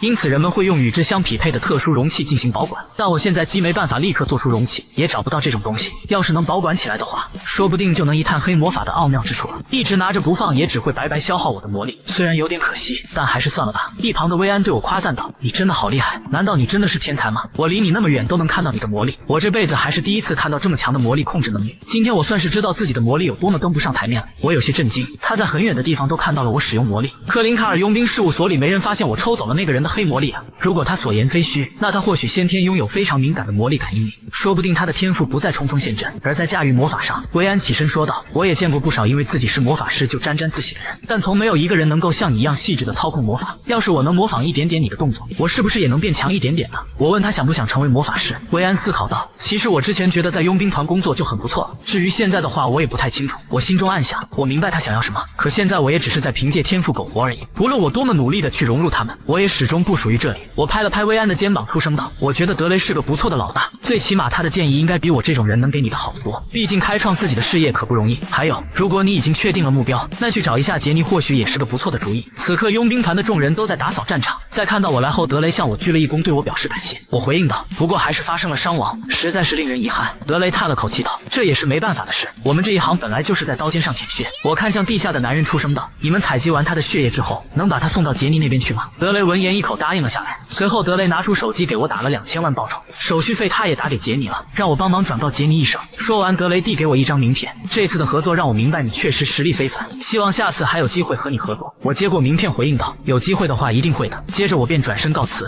德雷是个出色的佣兵，也是个可靠的生意人，把握好这个人脉和他保持联络也不错。基戴尔嘟囔道：“是不是问他一下比较好啊？问他有没有兴趣加入我们？”德雷被基戴尔的话逗笑。基戴尔，你看到他的雷电魔法之后，竟然还抱有这种想法吗？他的实力这么惊人，就算他被电击系魔塔盯上都很正常。以他的才华，或许有人可以雇佣他，但可以确定的是，一定没有人能独占他。基戴尔反驳道：“可是你不也觉得很可惜吗？我们还能上哪去找这么厉害的魔法师啊？”德雷平淡道：“你敢保证我们在以后的工作中不会成为敌人吗？”基戴尔，所以我才天天说一定要给一起共事的人留下好印象。我们要是去纠缠他的话，可能暂时会觉得至少没留下遗憾，但那样一来就没办法给他留下干脆利落的办事形象。没人知道自己的一言一行会引起什么样的蝴蝶效应。我只是在不同情况之中做出了自己能做的最佳选择而已。现在我们能做的就只有祈祷自己运气能好一点。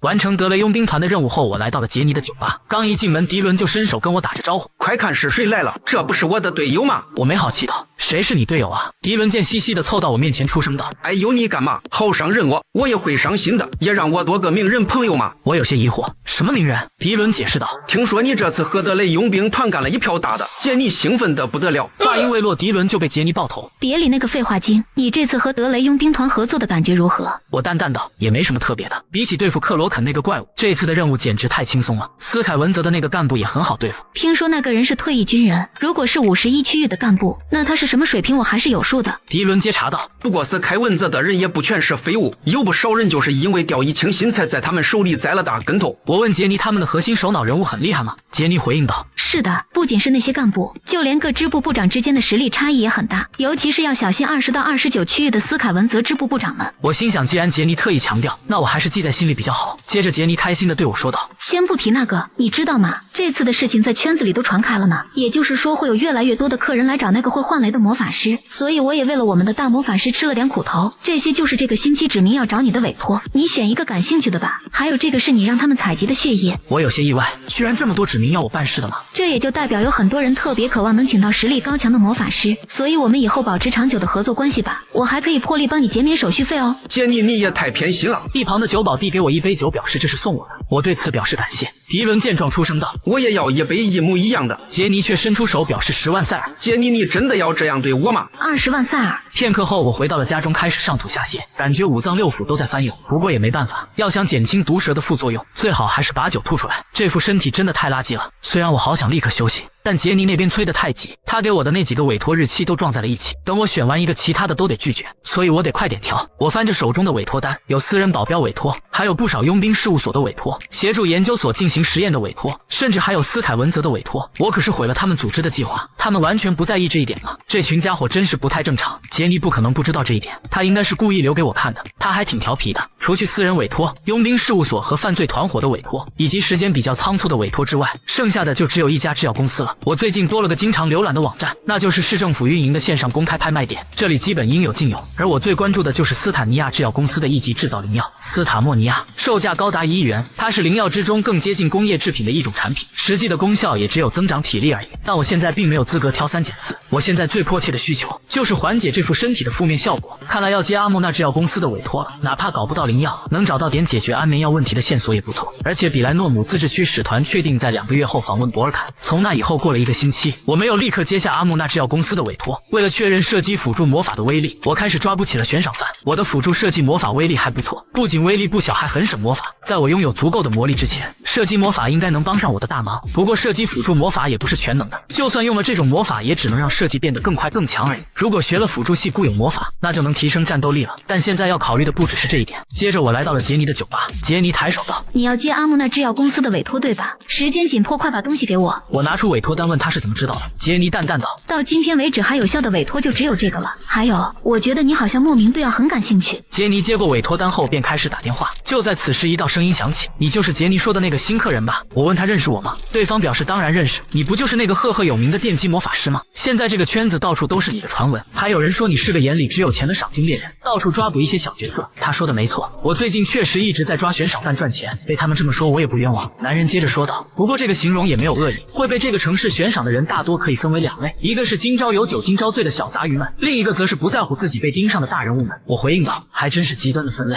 所以你是谁？男人放下酒杯说道：你现在才想起来问我呀？接着他扔给我一张名片，我心中一惊，真没想到会在这里见到超能力者。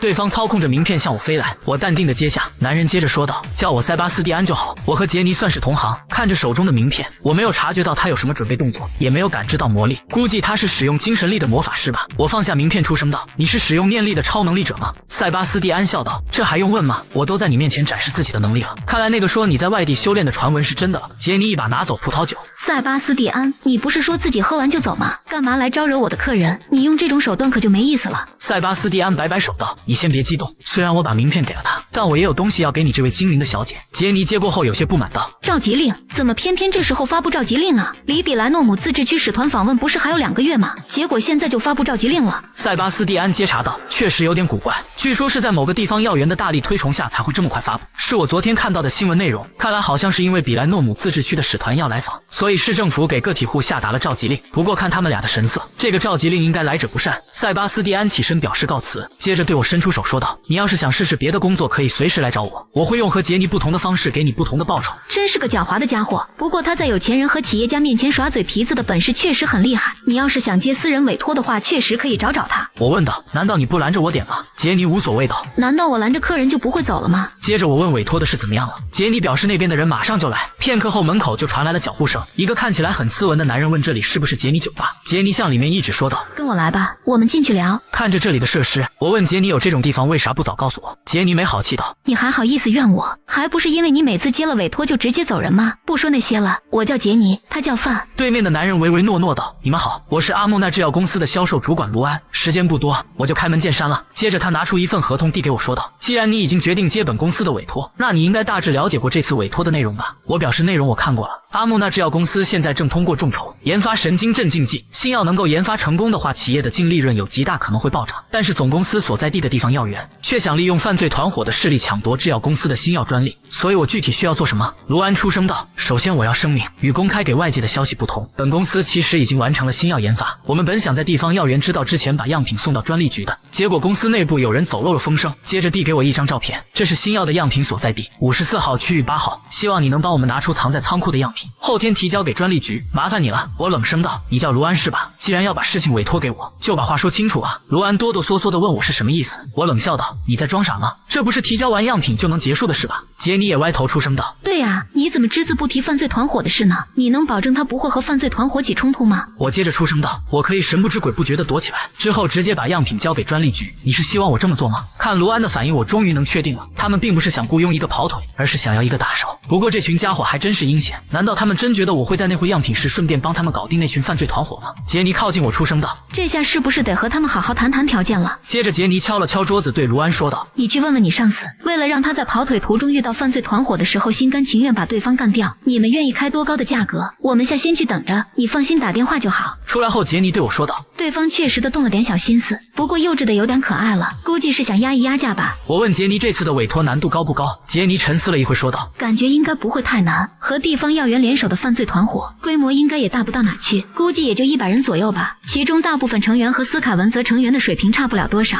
除了有点特别的混血老大之外，其他人都没什么看头。我点点头道：好，不过委托费必须要涨。杰尼嫣然一笑道：尽管包在我身上，我一定会再压榨他们1000万塞尔。就在此时，卢安从里面走了出来，他对着杰尼点了点头，杰尼得意地对我比了个 OK 的手势。到了晚上，我和卢安前往任务地点，卢安瞥了我一眼出声道：我们稍微晚了点，其他人估计已经到了。我有些意外，其他人？卢安解释道：我们雇了一些人守仓库，虽然人数远远比不上犯罪团伙，但应该能帮得上你的忙。我心想，看来他们没打算让我这个魔法师单兵作战，就是不知道那几个人究竟能不能派上用场了。不过除此之外，我还需要一些新药的信息，要不要试试套他的话呢？想罢我出声道：听听杰尼说你们明明知道我的能力如何，却故意压我的价。卢安哆哆嗦嗦道：“这是个误会。”我接着问道：“仓库里没有别的样品吗？”卢安回应道：“有的，还有市售的其他药品的样品。那间仓库本来是老板的私人仓库。”我问他里面有没有安眠药之类的普通药品，卢安表示应该有。我正好需要安眠药，这下刚刚好。片刻后，我们到了制药公司的仓库。此刻仓库前已经站了一些人。卢安解开安全带想要下车，我却让他等等。下一秒，一个壮汉就敲了敲车玻璃，问卢安是不是阿木那公司的人。卢安有些不解的点了点头。下一刻，那个壮汉就开始砸车，同时嘴里喊着滚下来。卢安顿时吓得不知所措。壮汉指着后面的人说道：“这和之前说的不一样，你叫10个人来到底是什么意思？”我淡淡道：“看来除了我之外，其他的都是一群垃圾。”我吸了一口毒蛇，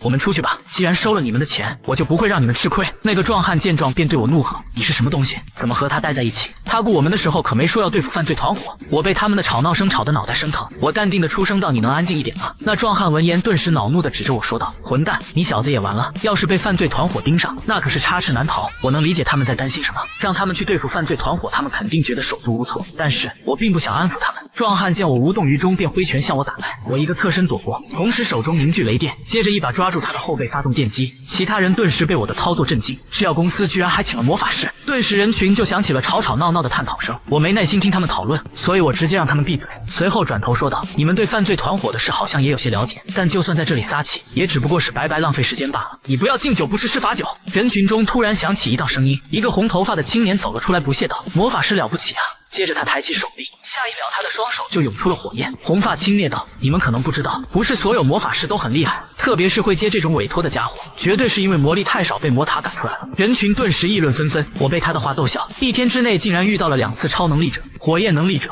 浴火者。他们的称呼虽然各不相同，但都以直接且强大的力量闻名。只不过如果他对此处的情况并不知晓就被叫了过来，那他的能力多半也不是很强。我淡淡道：“所以你想怎样？把我好好教训一顿，然后把这辆车烧成灰？”红发嚣张道：“不，像你这种弱鸡魔法师只会成为我们的拖累，我要把你也烧死。”果然在这个圈子里就没有好说话的人。红发握着火拳向我袭来，我运起防护罩伸出手，随后一把抓住了他的拳头。力量才是沟通的手段。接着我闭上眼睛提升自己的魔法，随后用自己的魔法去扰乱对方的火焰。下一秒红发的火焰便向他自己的全身蔓延，顿时红发便被烧得惨叫。并不是所有火焰能力者都对火免疫。红发跪在地上痛苦地向我求饶：“我错了，求求你饶了我吧！”我松开抓着他的手，感受着手中酥麻的感觉，握力实在是太差了，根本没办法继续教训他。其他人见状急匆匆地上前灭火，要是把仓库点着了就完了。我对卢安说道：“你在这里只会惹麻烦，还是回去吧。”卢安连忙逃命似的离开。接着我来到了仓库内部，制药公司委托我的事情就一件，把新药样品送去专利局，提交样品的时间是后天早上，也就是说从现在开始我要再坚持1天半。我在货架子中寻找销售主管说的那个样品，片刻后我找到了那个样品，我大可以拿上样品就跑，但这并不是制药公司想要的。如果一定要对上犯罪团伙的话，那我就在这里把他们全都打趴。此刻外面的众人全都跟无头苍蝇一样，不知道该如何是好。我上前问他们发生什么事了。之前被我电晕的壮汉小声道：“那个我们不太清楚要做什么准备。”我叹了口气，看来他们确实什么都不知道。我问他们一共有多少人，壮汉表示算上刚醒来的红发一共有15个人。我吩咐道：“先堵住仓库的入口，然后将所有人员分为3组轮流巡逻，一旦发现异常就立刻向我汇报。我还有别的事情要做。”我来到后面的围墙，这边到处都脏乱不堪，难道是因为藏在这种地方所以才一直没被发现吗？墙壁本身还是很高的，想要翻过来需要费点力气。问题是墙面受损严重，我凝聚名为杀伤雷的魔法，随后将它放在地上。这是只要满足特定条件就会爆炸的地雷魔法。这种魔法会对靠近攻击范围的对象造成强大的杀伤力，但爆发范围较小，不适合用于群体攻击。那么我就来改变一下触发条件，原本魔法的触发条件为接近杀伤雷，现在改为重力感应模式，同时减小爆炸威力，但扩大伤害范围。片刻后我便改良成功，随后我又在别的地方设置了几个。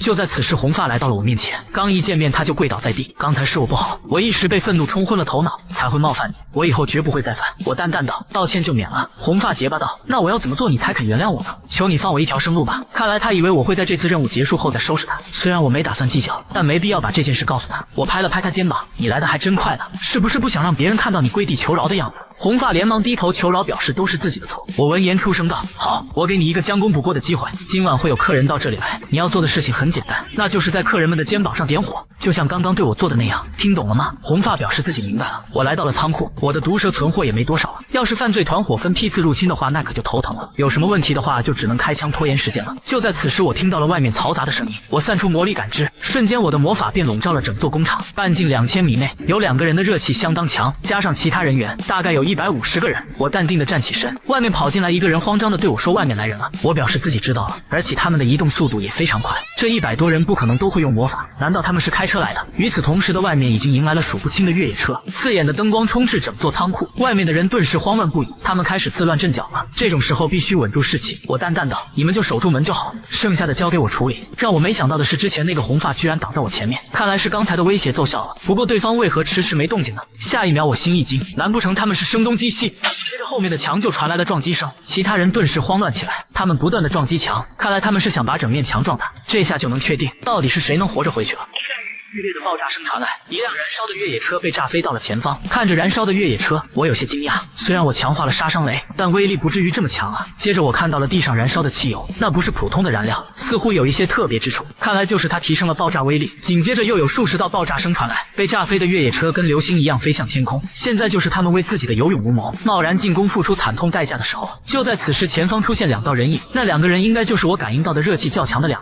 看着对方的造型，他们是魔法师。这是我第3次碰到同样是魔法师的人，第1次遇到的是爱丽丝教授，第2次是斯凯文泽的探查系魔法师。不过他的实力太差了，让我很失望。但这次的魔法师和他简直是云泥之别。他们会不会是犯罪团伙的头目呢？我太好奇了，他们会用什么魔法？是什么系的魔法师？那根魔杖有什么效果？我要先发制人吗？下一秒我就清醒了过来，冷静点，现在最要紧的是要先搞清楚状况。我运起探查魔法，被炸毁的车一共10辆，剩余人数为100名左右。既然如此，我运起魔法扬声道：“你们打算耗到什么时候？进来吧，你们应该有话要跟我说吧。”对方闻言顿时开始前进。我对一旁的守卫说道：“去告诉所有人，他们一进来就闭上眼睛射击。”那人不解地问我为何闭上眼睛，我表示现在没时间解释，按我说的做就行。随后那人便把我的指令告诉了其他人。当对面的一行人走进仓库之时，我发动了万变之光魔法，刺眼的光芒让毫无防备的敌人乱成一团。紧接着我这边的人便开始疯狂扫射，直接就干翻了对方的前排。趁着对方无眼哀嚎之时，红发气势汹涌地冲进人群，滚烫的烈焰眨眼就吞噬了数人。其他人惊恐地望着这一幕，随后拔腿就跑。红发嚣张道：“我要把你们这群抱头鼠窜的家伙全都烧死！”望着混乱的场面，如果我再用一次魔法的话，估计会暴露自己魔法师的身份。不过我要乘胜追击，我伸手发动雷电，下一秒逃跑的小混混就被我电得当场去世，再加上其他人的火力覆盖，那群小混混被打得毫无还手之力。就帮他们到这里吧，接下来就该对付他们的头目了。寸头淡定地说道：“格莱姆，你可没告诉我这里还有这种人物。”格莱姆表示自己也是刚刚才知道，以阿木那制药公司的能力，根本请不起那么厉害的魔法师，这一点我们已经确定过了。寸头起身道：“照你这么说，那小子就不应该出现在这里啊！你快看那小子怎么笑得那么开心啊，真有意思。”接着寸头指着自己的头戏谑道：“喂，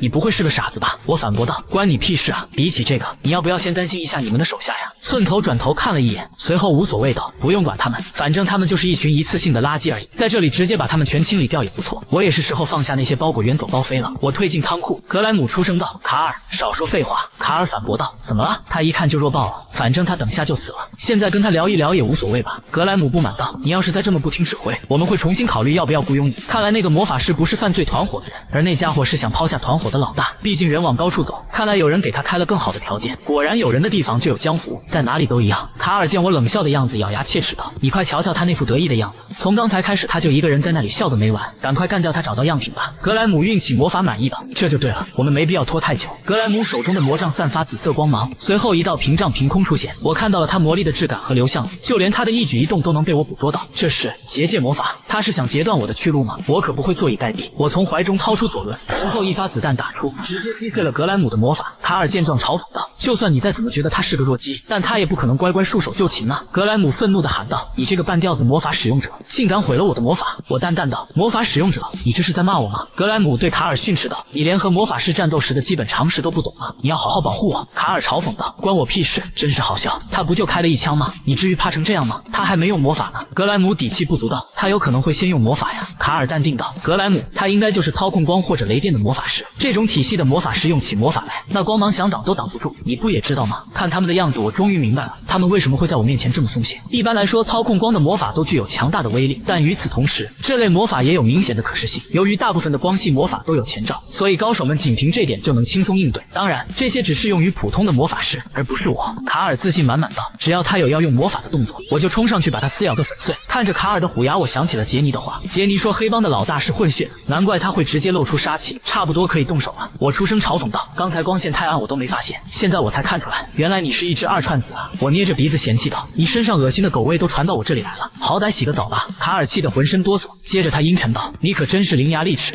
我就先把你那张臭嘴撕个稀巴烂。”我遇到了传说中的狼人，那是天生具有野兽本能和野兽肉体的亚人种，他们凶恶无比，实力强劲。不过我眼前的这个混血狼人并非如此，他的咬合力弱到没办法闭上嘴巴，只能让口水不停地流出来，脚趾歪歪扭扭长进了肉里，毛发也掉了不少，皮肤直接裸露在外，这就是狼人混血的极限状态了吧？卡尔神志不清地对我嘶吼道：“我要让你死，让你死无全尸。”我嘲讽道：“你说话都磕巴起来了，看来你没办法掌控这个形态，估计你也维持不了这个状态太久。来吧，让我看看你的本事。”下一秒卡尔便瞬间消失，而我则不慌不忙，因为我的防护罩魔法拦下了卡尔的攻击。卡尔见突破不了我的防护罩，便向后退去，接着再次向防护罩缺口冲来。我淡淡的看着卡尔，随着碰撞声响起，格莱姆顿时瞪大双眼，他不敢相信眼前的一幕，我的防护罩居然再次拦下了卡尔。我的防护罩可是能够短暂抵挡重型武器，我一共叠加了5层，他攻不进来是理所当然的。他们估计没想到我竟然能挡住他们的连续攻击。我抬起手枪对准卡尔，现在该轮到我了。我对手枪施加加强魔法，随后猛烈的一枪打出，这一下直接掀翻了卡尔。卡尔颤抖的不断退后，看着他惊恐的模样，他该不会吃了我一发子弹就吓破了胆吧？不过既然要动手，就要让他好好长长教训，把主导权牢牢掌握在手里才行。我对卡尔打出雷电，卡尔被电得昏死当场，但我并不打算收手。我抬起手掌对准天空，下一秒天空便乌云密布，一股汹涌的雷霆之力不断凝结，幻雷摧毁一切的雷电之力劈下，彻底将卡尔做成了烤肉。格莱姆在一旁慌张不已，我有些无语，我还以为在对付这个狼人的时候，那个魔法师会出手呢。他不会是一直在咏唱魔法吧？我给了他这么长的准备时间，他应该能秀出一手不错的魔法吧？就让我来见识一下吧。格莱姆的魔法杖不断的涌出金色的光芒，这光芒极其刺眼，虽然乍看之下好像只是在发光，但那其实是能发射强力冲击波的魔法。这种魔法的原理和构造并不复杂，所以学习难度较低，而且不仅可以从视觉上给予敌人压迫感，威力也很惊人。看他的样子，应该是把除了自己以外的地方都设定为了施展方向。难道他是想把这里夷为平地之后再做打算吗？这可不行！我运起魔法向格莱姆覆盖，在我掌握他的魔力走向之后，就夺走他对魔法的控制，然后把冲击波打向天花板。下一秒，强烈的冲击波就笔直的向上冲击。格莱姆呆呆地望着这一幕，接着他转头看向我，随后他突然扑哧一笑，他笑得非常夸张，他边笑边对我说道：“你用了魔法道具是吧？一见到你我就知道了，你不过就是一个制药公司请来善后的小混混，怎么可能拥有这么强大的力量？看来你是走了狗屎运，得到了超强的遗物是吗？你根本骗不过我的眼睛，你那点不入流的魔力现在估计已经见顶了。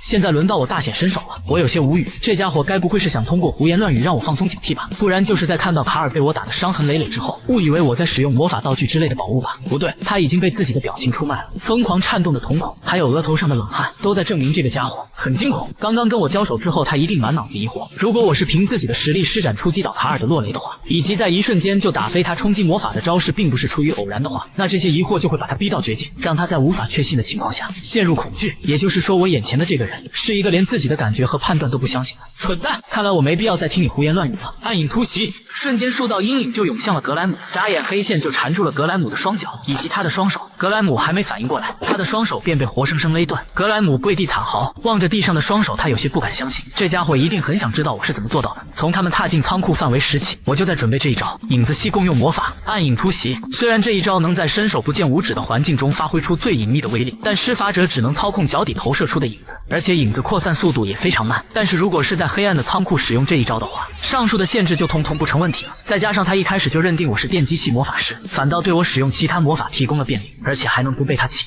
亏我还期待能和他斗个你死我活，来一场痛快的战斗，没想到结束的如此枯燥。我举起手枪对准格莱姆的额头，格莱姆顿时吓得大小便失禁，他惊恐地向我求饶。我伸出手捂住他的眼睛，格莱姆顿时大声尖叫。我让他冷静点，只要你如实回答我的问题，我说不定能饶你一命。地方要员那边能动员的人就你们这些吗？我看你好像把整个犯罪团伙都带过来了，我想知道还没有其他人手。格莱姆急忙回答道：“没有了，我觉得他那边大概率不会再动用武力了。”那就好，看来我送样本去专利局的时候，不会有臭虫来烦我了。格莱姆像抓到了救命稻草一样哀求道：“只要你能饶我一命，我一定能帮你做成很多事。我现在是刚到3级的准尉魔法使用者，绝对会成为你的好帮手，保证不会让你失望。”我淡淡道：“也就是说你是3级魔法师了？”格莱姆颤抖道：“没错，也就是正式能被大众认可为魔法师的级别。虽然我不知道他说的级别对应什么境界，但级别并不是衡量魔法师战斗实力的标准。按照他的说法，像我这种连自己的级别都不知道的人，应该是下九流才对。”我拿开捂住格莱姆眼睛的手，格莱姆惊喜道：“你要饶了我吗？”但我却将手枪用力抵住他的额头。格莱姆顿时绝望的大喊：“不要啊！求你饶了我，求你了！但我不是优柔寡断之人，绝对不可以留下后患。对不住了。在解决完格莱姆后，我身后的狼人却站了起来，我有些无奈，真是让人哭笑不得。我还以为已经结束了，望着从地上爬起来的狼人，难不成是我最后一招的威力不够吗？但这不可能。幻雷是电击系共用魔法中威力最强的魔法之一，要是他强到吃了我一招幻雷还能不倒下的话，那他一开始就不可能只在这种犯罪团伙中讨生活。也就是说，应该是月光的影响。狼人是可以吸收深夜狂气之力的月夜猛兽，这份贪求本性的渴望会强行让死去的躯体也活动起来。我侧身躲过狼人的攻击，同时内心感叹，在月光的影响下，一个狼人混血就能展现出这种程度的再生能力，那么纯种狼人到底是多么强悍的亚人种啊！如果我今天对上的是纯种狼人，那我可能没办法这么轻易的取胜。我上前一把抓住狼头，随后狠狠地发动电击，让狼人彻底去世。解决他们俩大概用了5分钟，外面还是乱哄哄的。虽然我没必要插手，但我们好歹是一伙的，如果坐山观虎斗的话，总觉得有点过意不去。我捡起格莱姆的魔杖，他虽然不是个厉害的魔法师，但这根魔杖如此累赘，他却还一直带在身边，说明这应该是个好东西。其实我也考虑过要不要使用魔法饰品辅助道具或者遗物之类的，只不过我手头不太宽裕，光是买毒蛇都有些吃力了。我拿着魔杖并没有感受到有什么不一样。我离开仓库来到了外面，此刻外面的人还在坚守战斗，红发在人群中左窜右跳，不错，刚好拿你们练手。我举起魔杖凝聚魔法，闪电凝结，瞬间无数雷球便从天而降，当场就干翻了一群小混混。而他们在看清我手中的魔法杖后，顿时惊恐的大喊，快跑啊，老大和魔法师被干掉了。这句话一出，其他人便如同鸟兽般四处逃窜。我这边的其他守卫见状松了口气，看着他们兴奋的样子，看来他们经历了一番苦战呢。虽然我负责对付敌方的头目和法师，但我们这边在人数上确实占劣势。此时的红发躺在地上大口喘气，他仿佛是在告诉我自己在战斗中有多么拼命。不过是不是示好并不重要，他还挺有趣的。他的超能力只是能让2只胳膊喷出火焰，真是没想到他竟然能凭借这种超能力撑过刚才的战斗，而且他还站在最前线吸引敌方的火力，能在浴血奋战之后生存下来，享受胜利的滋味，就代表他开始具备这样的资格。看着墙上灼烧的痕迹，他是在被逼入绝境的情况下突破了火焰能力的极限吗？不过他确实尽到了自己的本分，我也就没必要再折磨他了。我上前夸赞道，辛苦了。红发闻言顿时开心不已。我看着手中的魔杖，这个魔杖并没有加快施法速度或者提升魔力回转率的效果，就连魔法的威力也和之前的一样。不过我的魔力回复量好像有了些微弱的提升，虽然感觉上还没有一把沙子多。我松手将魔杖丢在地上，原来是个垃圾东西啊，简直就是垃圾中的战斗机。它的最大用处大概就是在战斗中向所有人宣布，我就是魔法师，以后挑装备的时候还是尽量避开那些一看就会暴露我身份的东西好了。就在此时，那个壮汉叫了我一声，我转头表示大家都辛苦了，其他人也开心地说着你也辛苦了。我接着吩咐道，从现在开始，没受伤的人就带重伤人员去医院，只受了轻伤的人和我一起留在这里把守仓库吧。我独自回到了仓库，此刻的我浑身无力，双手颤抖，是因为忽然放松了吗？疲劳一下子涌了上来，要不要用毒蛇呢？算了吧，毒蛇已经没有多少了，以防万一我必须要节约一点。接下来的一天就没再出什么岔子了，犯罪团伙也没再攻打过来。一想到能够拿到制药公司的委托金，大家都兴奋地离开了这里。送走众人之后，我整理了一下仓库，顺便做了个简单的报告。现在就只剩下把样品提交到专利局了。不过在那之前，我要拿一些我要用的药品。我拿了一堆安眠药和缓解疲劳的药剂，以及各种维生素。整理完后，我便起身准备离开。在看见门口的魔杖之后，我还是把它拿了起来。虽然这东西没什么用，但应该能卖点钱。我打了个出租车向专利局出发。此刻的我浑身难受，但这次的委托还没有正式结束，要把样品送到专利局才算完美的画上了句号。虽然让我来做这种跑腿的活确实恼人，不过我还是第一次来市区域附近。片刻后，我来到了专利局，这里是8区域，这里的环境就是不一样，既整洁又安静，不愧是博尔坎的统治者们所在的区域。这里就是汇聚了市政府行政机关的个位数区域，只有公职人员和市政府的行政人员才会出入这里。这里看起来就像是某个神话中的神殿一样。我还是赶紧进去送完样品交差吧。就在此时，一个老头对我喊道：“年轻人，你怎么一大早就来到这种地方来？”我淡淡道：“去专利局还能是因为什么事？”老头回应道：“哦吼，看来你是开发了什么稀有技术呢？你年纪轻轻倒是挺厉害的。”我心中暗想，我该怎么办呢？不过他既然在这里运动，那他大概率不是个普通老头。像他这种人找我搭话，估计不单单是想找个人聊天吧。现在还不是和有权有势的人扯上关系的时候。要是不想被他记住，还是尽快结束这场对话为妙。但是他并不是在看我，而是在看我身后的魔杖。我踱步来到老头面前，笑道：“我昨天给你看的表演有意思吗？”老头不解地问我是什么意思。我淡淡道：“为了能让远处的人看清楚，我特意放了不少烟花呢。你不就是因为看得开心，所以才在这里等我的吗？”要圆。我终于遇到了黑帮团伙背后的大佬。在我来到专利局后，一个老头就在门口等着我。通过他盯着我身后的魔法杖，我瞬间便猜出了他的身份。我拿下魔法杖，随后狠狠地刺进地面。这个就还给你吧，看来那个魔法师颇受你重视呢，请节哀。老头淡淡道：“原来你都知道。”我心想，我能不知道吗？这个人认出了格兰姆的魔杖，并且早就知道我会来专利局，所以在必经之路等着我。再加上他能借运动之名自由出入这个区域，符合上述种种条件的人只有一个，那就是地方要员。不过我万万没想到，他不是派人来拦我，而是亲自跑了过来。老头继续出声道：“格莱姆虽然实力平平，但他是个好孩子。在我决定走仕途之后，他就全心全意地辅佐我，而这样一个属下现在却死了。你能猜到我为什么会来这里找你吗？”我无所谓道：“你是来报仇的。”话是这么说，但这应该不是正确答案。他的眼神中包含的不是憎恨或者失望愤怒，而是强烈的贪欲。老头直言不讳道：“我就不绕弯子了，你来当我的人吧。像你这样天赋与实力兼备的魔法师，单枪匹马讨生活，是这个城市的损失。”从看到万里无云的夜空的落雷时起，我就下定了决心，我会继续往上爬，同时也可以让你平步青云。我会在那些高耸入云的摩天楼森林中给你一席之地。他的话让我有些不屑，他的每一句话都赤裸裸地展现了自己的野心。我承认他绝非池中之物，毕竟他贪图非己之财，还有自己未获得的名誉和权利，以及不属于自己的人才。像他这样贪心的人确实不太常见。不过就算这样，我也没必要主动当他的走狗。我出声道：“太可惜了，虽然你可能想要招揽我，但从我的角度而言，我并不需要你。”老头淡淡道：“你这是在拒绝我的邀请吗？”我表示，就算我当下确实有难处，那也没必要一定要找你吧。如果我需要有权有势的人帮我，有的是比他这个地方要员厉害的人。他只是一届地方要员，甚至不是区政府的局长。不过与他这种野心勃勃的人为敌，对我来说也不是什么好事。哪怕我不想帮他，也可以给他点面子。想到我继续道：“当然，如果你愿意帮我的话，总有一天我也会报答你的。”老头问我这句话是什么意思，我回应道：“你我之间虽然没什么交情，但也没必要结仇，不是吗？”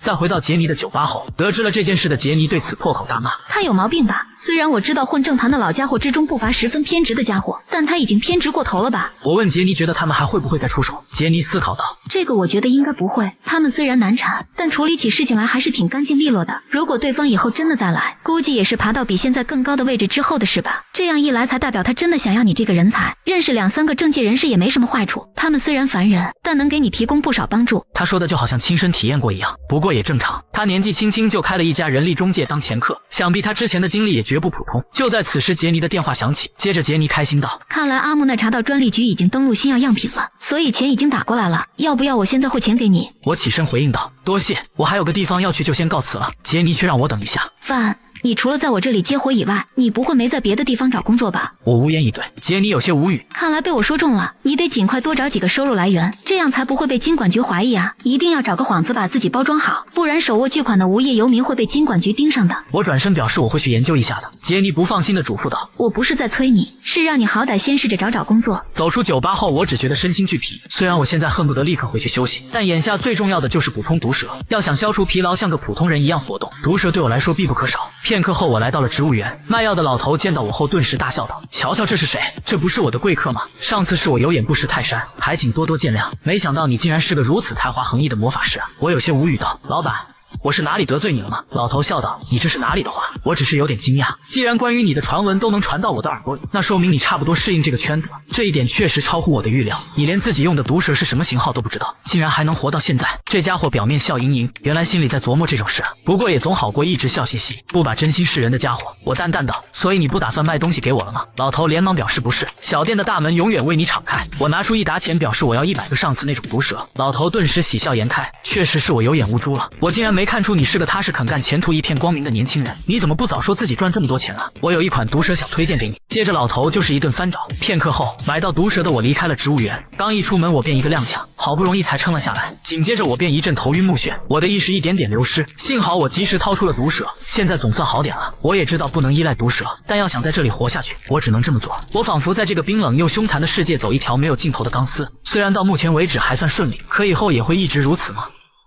拼命挣到钱后，最重要的事是什么？那当然是休息。在完成制药公司的任务之后，我足足休息了1个星期。在这几天里，我只做了最基本的拉伸，防止身体僵硬，并且只吃自己料理的食物，同时计算自己的睡眠时间，努力让生活节奏回归正常。我这副身体就跟玻璃做的一样，十分脆弱。这副破身体真的让我忍无可忍，但我也开始渐渐适应它了。只不过在找兼职的事上浪费了我很多时间，每周3天的定期兼职是不行的，夜班也不行。感觉想要找一份好工作的话，还需要更多时间，还有要用力气以及危险的工作也不行。行。期间杰尼也问我打算什么时候再开始接委托，我表示自己还有事情要研究下，还要再休息一段时间。我再次来到了博尔坎的市图书馆，我今天是抱着更加明确的目的来的，我要研究一些召唤魔法和精灵术士，因为这次和狼人以及魔法师交手过后，我有了一些新见解，那就是可以创造前卫在战斗时使用。那2个人使用的战术很简单，狼人在前方战斗，魔法师在后方支援，而在应付这种战术的时候，要么需要超乎寻常的能力和天赋，在正面迎敌时碾压对方，要么就用相同的战术逐渐占据优势，再不然就是先除掉远程进攻的对手，然后再解决前面的敌人。如果能通过召唤或者精灵系的魔法短暂创造出一个前卫的话，那在战斗之中就能安心很多。当然，比起研究这种魔法，直接请一个能充当前卫的队员会更有效率，但我也要尽量做一些力所能及的事。先从召唤系魔法开始吧。据我所知，召唤系的魔法使用条件非常苛刻，指定想要的召唤兽特征并进行召唤的过程十分艰难，而且比起魔法天赋，这一点更加考验手气。一次召唤仪式所需的费用差不多是2亿塞尔，要是花了这么大笔钱还没抽到优秀的召唤兽，那就既浪费时间又浪费钱了。至于其他的方法，如果说召唤魔法和极度看手气的抽卡差不多的话，那精灵术士就属于甚至无法被称为魔法的存在。这种术法使用的灵力和魔力完全不同，原理也和萨满以及降临术士差不多，看起来果然也没什么用。要是在研究共用魔法的时候自然而然的拓展出来也就罢了，勉强自己学习这个领域的内容风险实在太大，但只要能短时间分散敌人的注意力的话。就在此时，一道声音响起：真是的，你不会在这里愁眉苦脸了1个月吧？来人居然是爱丽丝，我记得她是拉瓦泰伦大学魔法系的教授。我让你来找我，但你却连个影子都没有，窝在这里闭门造车能有什么用？接着他拿起我桌子上的书，看着他复杂的表情，他该不会在胡乱脑补什么吧？接着爱丽丝转头对我说道：如果是因为自己没什么魔法天赋就拽去研究这些的话，其实算不上是上选呢。特别是召唤系和精灵术士，要学习这些需要的不仅仅是天赋，还需要一些缘分。我表示自己也知道这一点。爱丽丝闻言不解地问道：既然知道，你为什么还要看这些？如果你觉得自己有这个运气的话，不如直接去买彩票比较好。哪怕是我这种在大学任教的人，在现实当中也只见过3个精灵术师，我劝你还是早点放弃不切实际的梦想吧。他说的没错，只不过这些建议只适用于普通人，而不是我。当然了，如果我直接表明身份，就不用听他在这里跟我苦口婆心了。不过我好像没必要这么做吧。爱丽丝拿起我面前的书，随后坐在我旁边。我问她想干嘛，爱丽丝没好气道：这还用问？我打算用简单明了的方法给你讲解一遍，让你能够轻松明白上面的内容啊。只要我向你说明召唤魔法有多难懂，多需要天赋的话，你应该就会知难而退了吧。话不多说，我就直接开始了。接着爱丽丝便开始滔滔不绝地讲解书上的内容，我不禁感叹，不愧是大学的教授，讲解起来游刃有余，而且他还真是个好人。在确认过我学习的热情之后，他并没有直接否决，而是选择了尊重，并且小心翼翼地靠近我。在这条无处可依的道路上，光是有一个能和我聊天的人就已经足以成为我的安慰了。在我沉思的时候，爱丽丝不满地问我有没有在听，我表示那当然，我听得很认真的。爱丽丝瞪了我一眼，我有些心虚。爱丽丝接着出声道：说起来我还不知道你叫什么，能告诉我吗？我都花时间给你讲课了，你好歹要把名字告诉我吧。我心想他是极少数知道我真面目的人，所以告诉他名字这件事要极其慎重。我淡淡道：我有必要把名字告诉你吗？在这座图书馆内，我们俩不过是一起研究魔法的学徒而已，只要一起分享魔法知识，彼此交流不就够了吗？爱丽丝起身合上书，出声道：那好吧，既然你这么说，就代表你准备好要跟我学魔法了是吗？那我们每2周见一次面吧。我表示我没那么多时间，不用这么麻烦。可爱丽丝却直接无视我的话，扔下一句下次见后就转头离开。她还真是说完就走，完全不听我的意见，好随意妄为的一个人。不过也是个温柔亲切的怪女人。片刻后我离开了图书馆。爱丽丝好像对没什么天赋，但依然对魔法抱有很大热情的人感兴趣。虽然我不知道她这么做的理由，不过这跟配不配和她是两回事。我的脑海不禁想起了爱丽丝俊俏的模样。2周一次的话，或许听她的话过来学习也还不错。要是能和魔法大学的教授搭上线的话，说不定她能帮我找到一个明面上的工作。这样一来，我在这个举目无亲的城市里也算是多了一个既定日常了。不过是约个人上课而已，竟然要如此谨慎小心，总觉得有点凄凉。我来到了杰尼的酒吧，刚一见面，杰尼就表示要把我的名字登录到暗网上。我不解地问为什么。杰尼晃动着手中的调酒杯说道：因为你的任务完成的太好，所以那些繁杂的程序走起来也变快很多。要是客户对接单人很满意的话，偶尔会出现这种情况。我问酒保老头乔登干啥去了，杰尼回应道：他之前有份别的工作，现在每2个星期回去那边帮忙，所以有时候就要由我来代班了。特调鸡尾酒好了。迪伦见状拍马屁道：我杰尼，这是什么鸡尾酒啊？好漂亮，那我就不客气了。杰尼一把将手中的调酒杯砸在了迪伦的脑袋，娇喝道：是永别了，混蛋鸡尾酒，你这个蠢蛋。迪伦委屈地问杰尼为啥打他。杰尼大骂道：“你这个蠢货，你把委托都搞砸了，还有心思喝酒？那群混蛋一开始开的条件就根本不可能做到嘛，我能怎么办？”我沉思了一会说道：“那么如果在暗网登录了我的信息会发生什么事呢？”杰尼回应道：“其实登录信息没有什么风险，只不过你的履历会被记录在网络上，在你接受委托的时候可以指定想要的类别报酬或者物品。一般而言，想要在暗网登记最少需要10个月的履历。不过这次是客户那边率先提出的建议，估计是没有和我搭上线的客户想指明你，却苦于没有渠道，所以有些心急了吧？”迪伦见嘻嘻道：“也就是说，并不是那个想要独占优秀魔法师的贪心女人出的力呢。”看着打闹的二人，我忍不住笑出了声。接着我出声道：“不过光是在网上登录信息这一点就让我有点抗拒。”杰尼解释道：“如果你是怕自己的隐私泄露的话，可以不用担心。暗网相当于在市政府的主要通信网络上开了个后门来用，安全等级很高。”迪伦也点头表示没错。我有些不解，杰尼表示这东西要是没有市政府的合作，根本不可能经营起来。我心想也是，这条街每天腥风血雨，枪声不断，但却没有市政府的要员和警察来找麻烦。如果背后没有博尔坎的高层牵扯其中，法不正常了。杰尼接着问我接委托的时候需要加什么附加条件。我沉思了一会说道：“固有魔法，你就写我想要极其稀有体系的固有魔法，比如时间空间或者强大的再生系魔法，不然就是仅次于这些的珍贵遗物或灵药。”杰尼有些迟疑道：“这么写真的没问题吗？你现在虽然很有名，但估计不太容易接到用这些做报酬的委托。”迪伦接茬道：“杰尼，这一点不需要你担心吧？是你问他想要什么的，他不过如实回答了问题而已。你以为他不知道这些东西难求吗？”杰尼转头对我说道：“也是我多嘴了，对不起。”我回应道：“我不是说只接那种委托，我只是想写明我比较想要的报酬和类别而已。”杰尼拿出电脑出声道：“我知道了，我去修改暗网上的信息，修改申请审核的比较慢，估计要1个星期左右。我建议你这段时间先不要接委托，因为等你正式登录之后，身价就会大涨。如果你现在接委托的话，少说也会损失1000万塞尔。”我点了点头，可是我想要买斯塔莫尼亚这个天价丹药还差2000万塞尔。迪伦见状问我：“难道很缺钱吗？”我表示现在有点需要用钱的地方。迪伦回应道：“最近佣兵之间有个赚零花钱的方法，只要有能力，一天可以赚1000万塞尔，你有兴趣吗？”我点点头，让他跟我详细说一下。你应该知道50到59区域那边有很多未开发的区域吧？那边有很多流浪汉因为游荡的污染体而死于非命，堆积的尸体招来了很多动物，导致那些动物又被感染成为污染体。于是市政府就开始募集佣兵处理这件事了。他们开出的价格是一头污染体100万塞尔，干掉10头就是1000万塞尔了。第二天我便来到了50区域隶属环境局地区管理总部的第5哨所。我跟随人群排队接取任务，工作人员告诉我的编号是481号，到时候大屏幕上会出现我的编号，到时候还会有其他3人和我一组，他让我先进去等着。我有些不爽，竟然是4人一组，我更喜欢单兵作战，价格倒是不错，不过我最少要干掉20头。就在此时，我的面前走来了3个人，我问他们找我有什么事吗？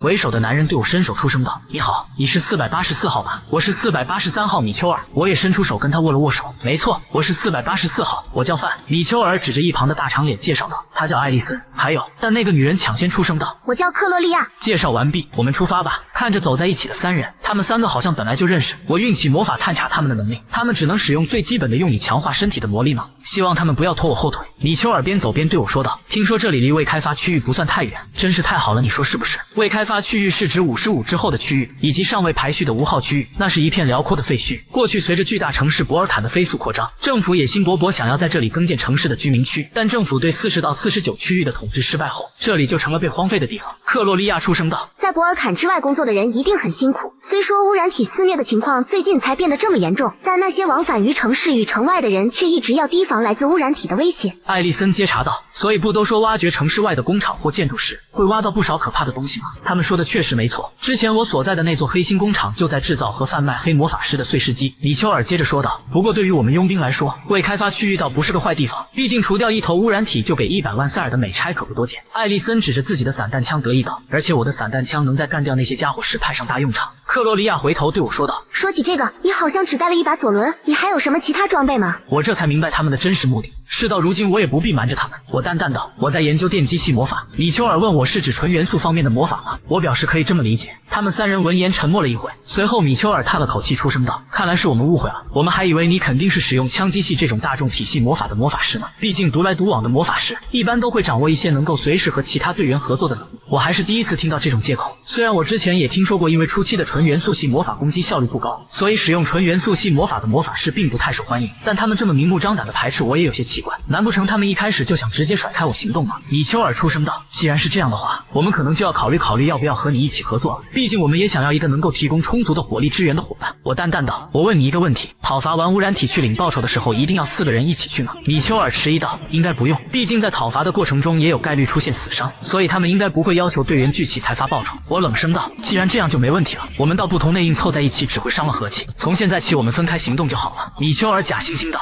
这样真的没问题吗？”我回头望去，他们虽然嘴上这么说，但脸上都要乐开花了。我冷声道：“要是一开始就把你们的想法告诉我的话，就不用拖到这个时候了，何必搞得这么麻烦？”米丘尔结结巴巴道：“话也不能这么说，我们也不想把话说得太直白。”我回应道：“那么我们就在这里分道扬镳吧。要是想取得彼此都满意的结果，确实需要保持点距离。”克洛利亚直接乐出了声：“你能这么做的话，我们当然感激不尽。”米丘尔假惺惺道：“你就别说了，他会选择这么做，估计也有自己的考虑。”我没搭理他们，转身离开。说实话，他们的态度真的让我很生气，但直接和他们打一架炫耀自己的能力又太愚蠢了。反正和他们组队的话，到最后分钱的时候吃亏的只会是我。米丘尔望着我的背影，克洛利亚不解道：“你干嘛一直盯着他呀？我们可是少了一个会拖后腿的家伙，要是队里有个米虫在，我绝对会被气死。”艾丽森也附和道：“没错，光是想到要和佣兵团体的讨伐队合作就够烦的，我们哪有心情带着那个病秧子？等他自己去逛一圈知道多不容易以后，估计就乖乖回市区去了。”米丘尔却心中直犯嘀咕，明明事情都在按照自己希望的发展，但为何总觉得有什么不对劲呢？他刚才听到我们要拆伙，忙不迭的就答应了。如果他这么做是因为自己实力超群的话，那我们现在说不定就是自动放弃了非常珍贵的人脉。另一边的我已经轻松干掉了一头污染体，原来污染体长这样啊！实际这么一看，他们好像更恶心。根据迪伦提供的情报，污染体大概是在3年前出现的。这些污染体是由于在未开发区域进行大规模有毒生物兵器实验项目黑色用户才产生的。这个项目的目的在于通过术式控制用于强大增殖能力的病毒因子，并利用其大幅促进细胞再生。这场为了确认长生不老可能性的实验，诞生了污染体这个可怕的灾难。一旦被这种病毒传染，全身细胞便会爆发性增殖，生物本身也会变得怪异且巨大，到最后会直接爆炸。而更大的问题在于，碎裂的尸体会散发拥有术式残骸的黑雾，并自主寻找其他生物，而且这个过程会不断反复。我叹了口气，虽然我很不愿意这么做，但作为讨伐成功的程序，要挖出污染体的一对眼睛，看来只能下手了。忙活了一阵后，我就听见了身后传来的响动，我还在想他们什么时候才会过来，这群臭狗可算来了。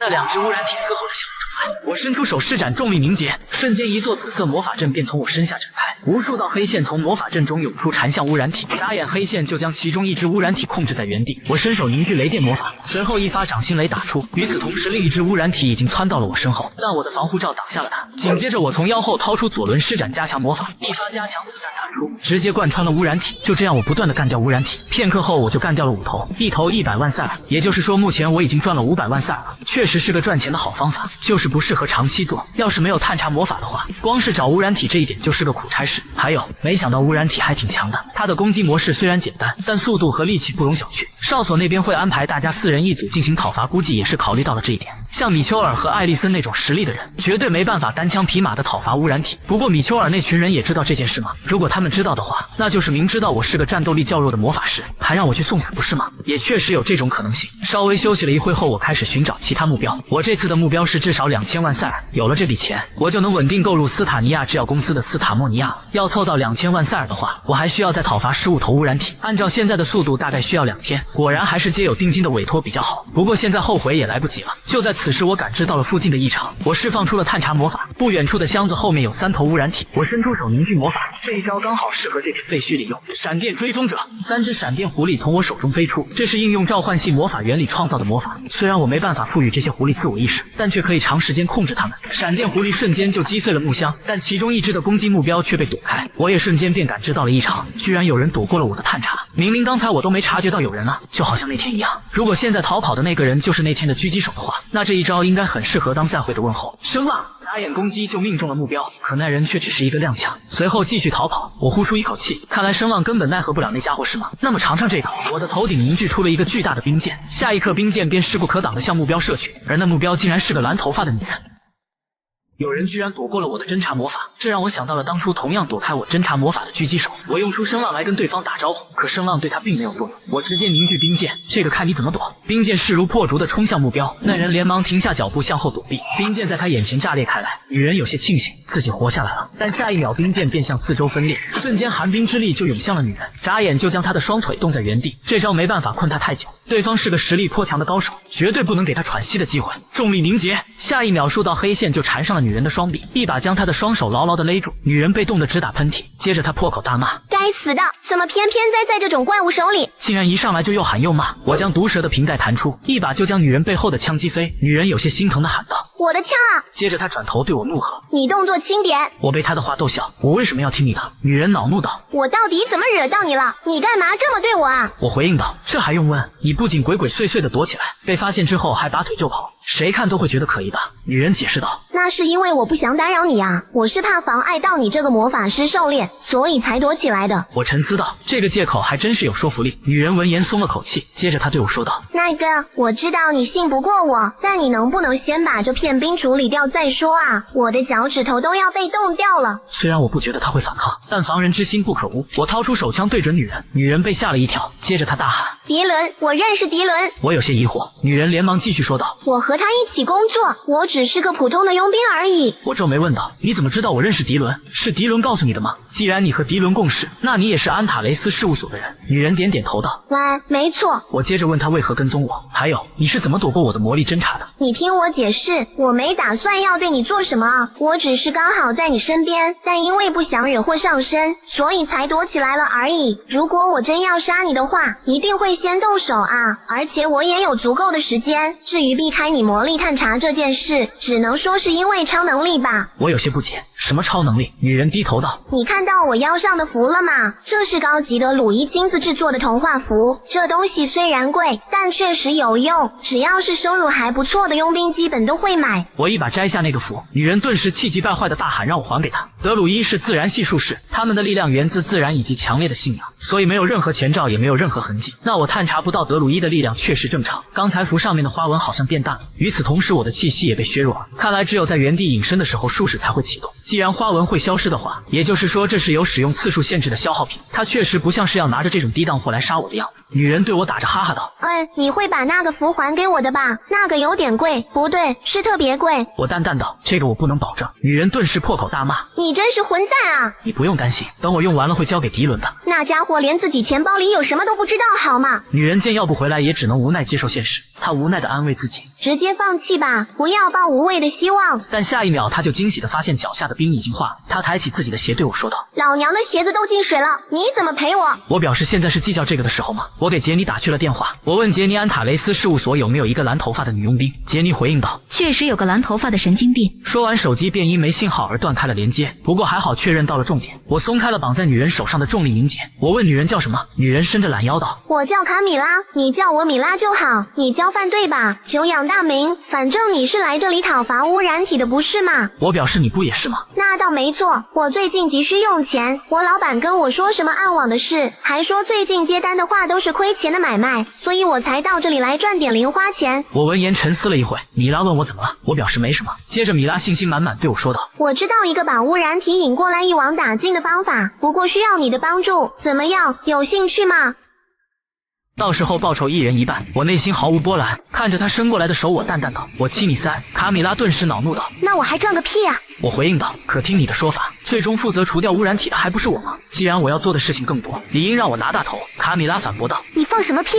主意还是我出的呢。做生意好歹也讲点道义，干脆点直接55分。我故意拉长音道：让我想想是谁做生意先不讲道义的。卡米拉扬声道：你6我4，这就是底线了，我不会再让步了。我这个主意绝对是个史无前例的好主意。虽然不知道你到底想出了多绝的主意，不过好吧，我6你4，成交。那说好了哦，之后可不许再反悔了。说完，卡米拉便转身表示出发。我问他是要走过去吗？卡米拉得意道：不用，我刚刚捡到了个好东西，保证让你舒舒服服的到达目的地。片刻后，我便坐在不知道几手的叉车上，我无奈道：没想到这东西跑得还挺顺。卡米拉接茬道：对吧？我把乱成一团的线路理了一下，重新接起来了，没想到竟然能启动，这样就不用走过去那么麻烦了，多好啊！就在此时，我抬手凝聚魔法，随后一条雷电狐狸便从我手中窜出，狐狸直奔远处的污染体而去。下一秒，一声爆炸传来，卡米拉有些震惊：你把它给炸成灰了吗？我淡定地让他在前面停车，随后我上前将污染体的眼睛弯了下来。再回到叉车上后，我问卡米拉我们接下来要去哪？卡米拉回应道。你可能不知道，污染体一般会追着生命反应跑。我表示我知道。卡米拉问我觉得污染体会集中在什么地方，我淡淡道，流浪汉的群居地区就在这附近吗？卡米拉有些意外。你本来就知道这些吗？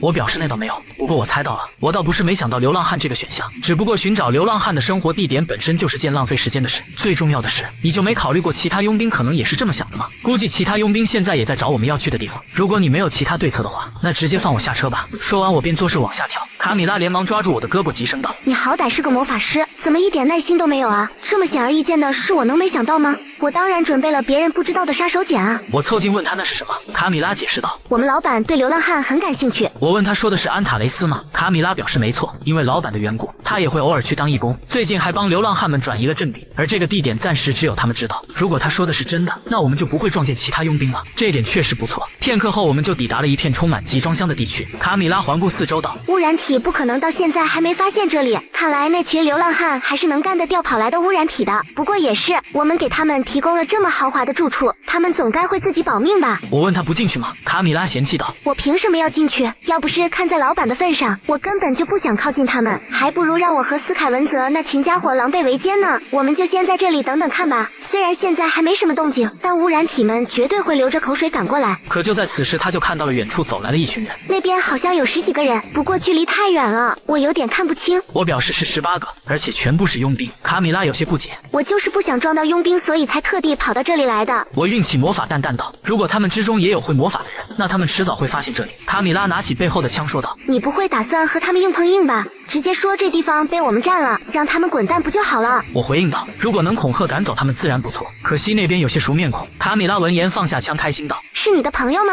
那感情好，我们可以好言相劝让他们离开。我无奈道，不，我们还没那么熟。待那群人走近，领头的人正是米丘尔。米丘尔见到我也有些意外，他出声道，范，没想到我们又见面了，这么看来未开发区域还挺小的。你旁边那位是和你一起来的朋友吗？我表示不是，我们是路上偶然遇到的。米丘尔笑道，这样啊，那就好，毕竟这里太危险了，一个人确实不太安全。我冷声道，有话直说吧。米丘尔也直奔主题说道，这边是我们先盯上的，要是你们不介意的话，可以去别的地方。卡米拉上前出声道，喂，你是脑残吗？你在那边乱吠什么呢？真是可笑，这可是无主之地，什么你的我的。米丘尔回应道，这位小姐你好像不太清楚，讨伐污染体的佣兵们都是先定好讨伐区域。但卡米拉直接打断道，滚蛋，这里是你家吗？还有，原本帮这些流浪汉安排这么个安乐窝的人就是我们好吗？我让卡米拉冷静一下。卡米拉直接端起枪喊道，别拦着我，规矩就是先到先得，他们这些后来的还想赶我走，我能不生气吗？米丘尔也不悦道，我劝你冷静点，我们也不是好惹的，只希望你能听劝，该走就走。接着米丘尔心想，他们只有2个人，而我们这边有将近20个，一旦打起来绝对是我们占上风。看着米丘尔的样子，他不会是打算仗着人多直接用武力抢夺地盘吧？如果打起来的话，首先要除掉的就是最后面的那个男人。我感知不到他身上有任何魔力，甚至连气息都察觉不到，难道他已经厉害到可以隐藏能力了吗？就在此时，那个白发男人拍了拍米丘尔，让他别冲动。接着他微笑道，真是没想到会在这里遇到安塔雷斯事务所的佣兵。你好，很高兴见到你，我是普拉顿的马奥莲。其实今天是我在为这几位佣兵带路。卡米拉闻言一愣，普拉顿佣兵团是最近和安塔雷斯同为圈内最活跃的佣兵事务所，听说他们用超能力挖走了很多有能力的佣兵，虽然那不知道他们那么大笔的资产是从哪里来的。马奥莲接着出声道，大家都知道安塔雷斯十分关心未开发区域的情况，帮这里的流浪汉安居也是其中的一环嘛。既然安塔雷斯事务所的佣兵在，我们让2位离开确实不太合适，不过能不能允许我们在这附近休息一下呢？要是在休息途中偶然遇到污染体的话，我们尽力除掉他们也未尝不可吧。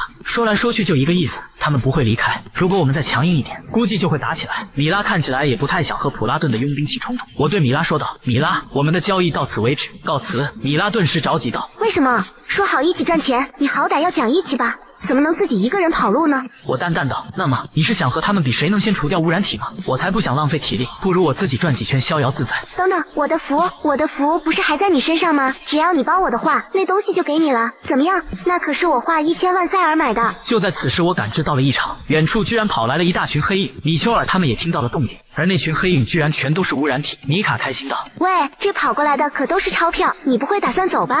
来一起试试啊，反正你又不亏，顺便还能让那群混蛋吃瘪，如何？但我知道这种情况绝对不正常，虽然说这边有大量生命反应，他们围过来也正常，但像这样如此多的污染体同时出现，好像并不是凑巧，更像是有什么原因。在看到了马奥莲阴森的笑容后，我确定了，果然没错。我对米拉出声道，你现在立刻冲到前面去，你举着散弹枪冲出去就好，剩下的我会看着办。米卡顿时一个箭步向向前冲去。米丘尔连忙大喊：“我们也快追上去！”我运起魔法，这可不是你们想追就追的。沉动，瞬间那些佣兵脚下的土地便开始震动，随后一座10米深的大洞凭空出现。看着低下的众人，要是他们能乖乖的待在里面就好了。不过那怎么可能呢？马奥莲周身泛起绿色光芒，魔力，这小子果然隐藏了实力，这样正好。下一秒，马奥莲就惊慌失措起来，在对方使用魔力的瞬间，干涉他体内的魔力走向，然后瞬间破坏他。马奥莲直接跪倒在地，他发现自己无法调用魔力，仿佛有人强行控制了自己的魔力。接着他想到了什么，连忙抬头向我看来，看他那副表情，估计是彻底被我控制住了。如果这一招能制服他们之中看起来最强的马奥莲，那么对付其他人更是信手拈来。米丘尔有些慌乱，这样他们都无法从深坑中爬出。接着他看向我出声道：“范魔法师，你能不能帮帮我们？我们在这个坑里用不了魔力。”可我却并没有回应他。马奥莲起身对米丘尔说道：“你还没发现吗？”米丘尔迷茫道：“发现什么？”下一秒他便瞪大了双眼。此刻的我正凝聚雷电魔法蔑视地看着他们。2对20，优势在我。区区20人也敢来抢夺我的猎物，我直接一个沉洞将他们困在深坑，随后用魔力干扰他们的魔力，让他们无法调用魔力，只能在底下干瞪眼。天真的米丘尔居然向我求助，让我帮帮他们。实力最强的马奥莲第一时间就发现了是我做的手脚，而米丘尔在看见我的雷电魔法之后，也震惊的知道了这是我的杰作。雷电魔法在我手中凝聚，随后3只雷电狐狸便从我手中窜出，眨眼3只狐狸就冲到了污染体面前，接着就开始大肆屠杀。有了狐狸的加入，卡米拉杀得更加轻松。卡米拉兴奋地喊着：“这也太爽了，棒呆了！”我有些无奈，这个笨蛋怎么能把污染体的眼珠打爆？卡米拉也发现了自己太激动了，下次一定要注意。等卡米拉杀的差不多之时，我放松了对佣兵们的压制。马奥莲第一个跳了出来，他转头看了我一眼，我一脸坏笑的看着他，马奥莲却直接转头，随后急匆匆的向污染体跑去。我没想到他竟然直接走了，不过也是，他刚刚也应该发现了是谁控制了他的魔力吧？若是在了解到我的实力后还正面挑衅，那才是真的蠢。不过其他佣兵的情况如何呢？此时其他佣兵呼哧带喘的爬上了深坑，但为时已晚，污染体已经被瓜分完毕。艾丽森一上来就对我骂道：“范，你这该死的家伙，你为什么站在一旁看戏，就不能帮帮我们吗？”我冷声道：“我不知道你在说什么，我需要帮的只有前面那个拿着散弹枪乱射的女人，还有我们没那么熟吧？现在跑来装同伴，未免有些尴尬。”艾丽森闻言直接红温，气急败坏的握拳向我打来。虽然我不动，他也会被防护罩拦下，但我没必要忍受他对我的无礼，就用我受格莱姆冲击魔法的启发而研究出的低级魔法。我向前轰出魔法，直接将艾丽森击飞，这一下差点将艾丽森隔夜饭都打出来，他一脸懵的摔倒在地。不等他反应，我上前一把抓起他的头发动电机，瞬间就把他电的大小便失禁。做完这一切后，我淡定的向远处走去。米丘尔对我问道：“既然你有如此实力，为什么不早点告诉我们？那样我们之前就不会冒犯你了。”我冷声道：“我不是为了不被你们冒犯才到这种地方来狩猎污染体的，那边也快结束了，就按之前说好的，等下拿报酬的时候分开算。”克洛利亚摆手出声道：“等等，米丘尔虽然同意了，但我并没有点头，只要你愿意给我个机会。”就在此时，猎杀完污染体的卡米拉走近，他对克洛利亚嘲讽道：“虽然不知道你们之前是什么情况，但你这为了跑来分钱，连伙伴都不要了，合适吗？”克洛利亚连忙摆手表示自己不是那个意思。卡米拉瞬间凑近阴沉道：“怎么不是？毕竟抛弃伙伴抱我们魔法师的大腿好处更大，不是吗？你说是不是？”克洛利亚被卡米拉气势压得低下了头，接着他小声地说了句是。卡米拉拍了拍他的肩膀笑道：“乖了，这就对了。”就在此时，杀了几只污染体的马奥莲走了过来对我说道：“是我输了，魔法师，这次被你全方面碾压，我确实心服口服，今天真是给我好好上了一课，我也就只有这个东西能给你了，你愿意收下吗？”普拉顿佣兵事务所的名片，看来他不会再跑过来插手讨伐污染体的事了。我将名片放入怀中，马奥莲说了一声谢谢，随后表示自己先告辞了。说完转身便和其他佣兵们离开了这里。卡米拉见状对我说道：“魔法师，我这里也有名片，你要吗？”看着脏兮兮的名片，我表示我们先离开这里再说吧。喂，给我拿着。就这样，我们一直狩猎到了傍晚。卡米拉看着单子抱怨道：“这真的没错吗？我只有7头，你有12头。”我表示除了你打爆眼睛那头之外，确实没错，这都是你自作自受，不过还是辛苦你了。卡米拉握住我的手笑道：“今天你施展的魔法真的帅炸了，你改天来我们事务所玩吧。”有必要吗？迪伦那个家伙天天念叨你的事，搞得我们老板对你特别好奇。要是你需要点高收入的工作，就来我们事务所看看吧。好，我之后考虑一下。那说好了哦，下次见。我疲惫不已地倚靠在墙上，讨伐污染体赚到的钱一共1900万塞尔，虽然距离目标还差100万，不过有这些的话，我点下竞拍斯塔莫尼亚灵药的按钮，这样就能暂时缓口气了。希望这个灵药有效果。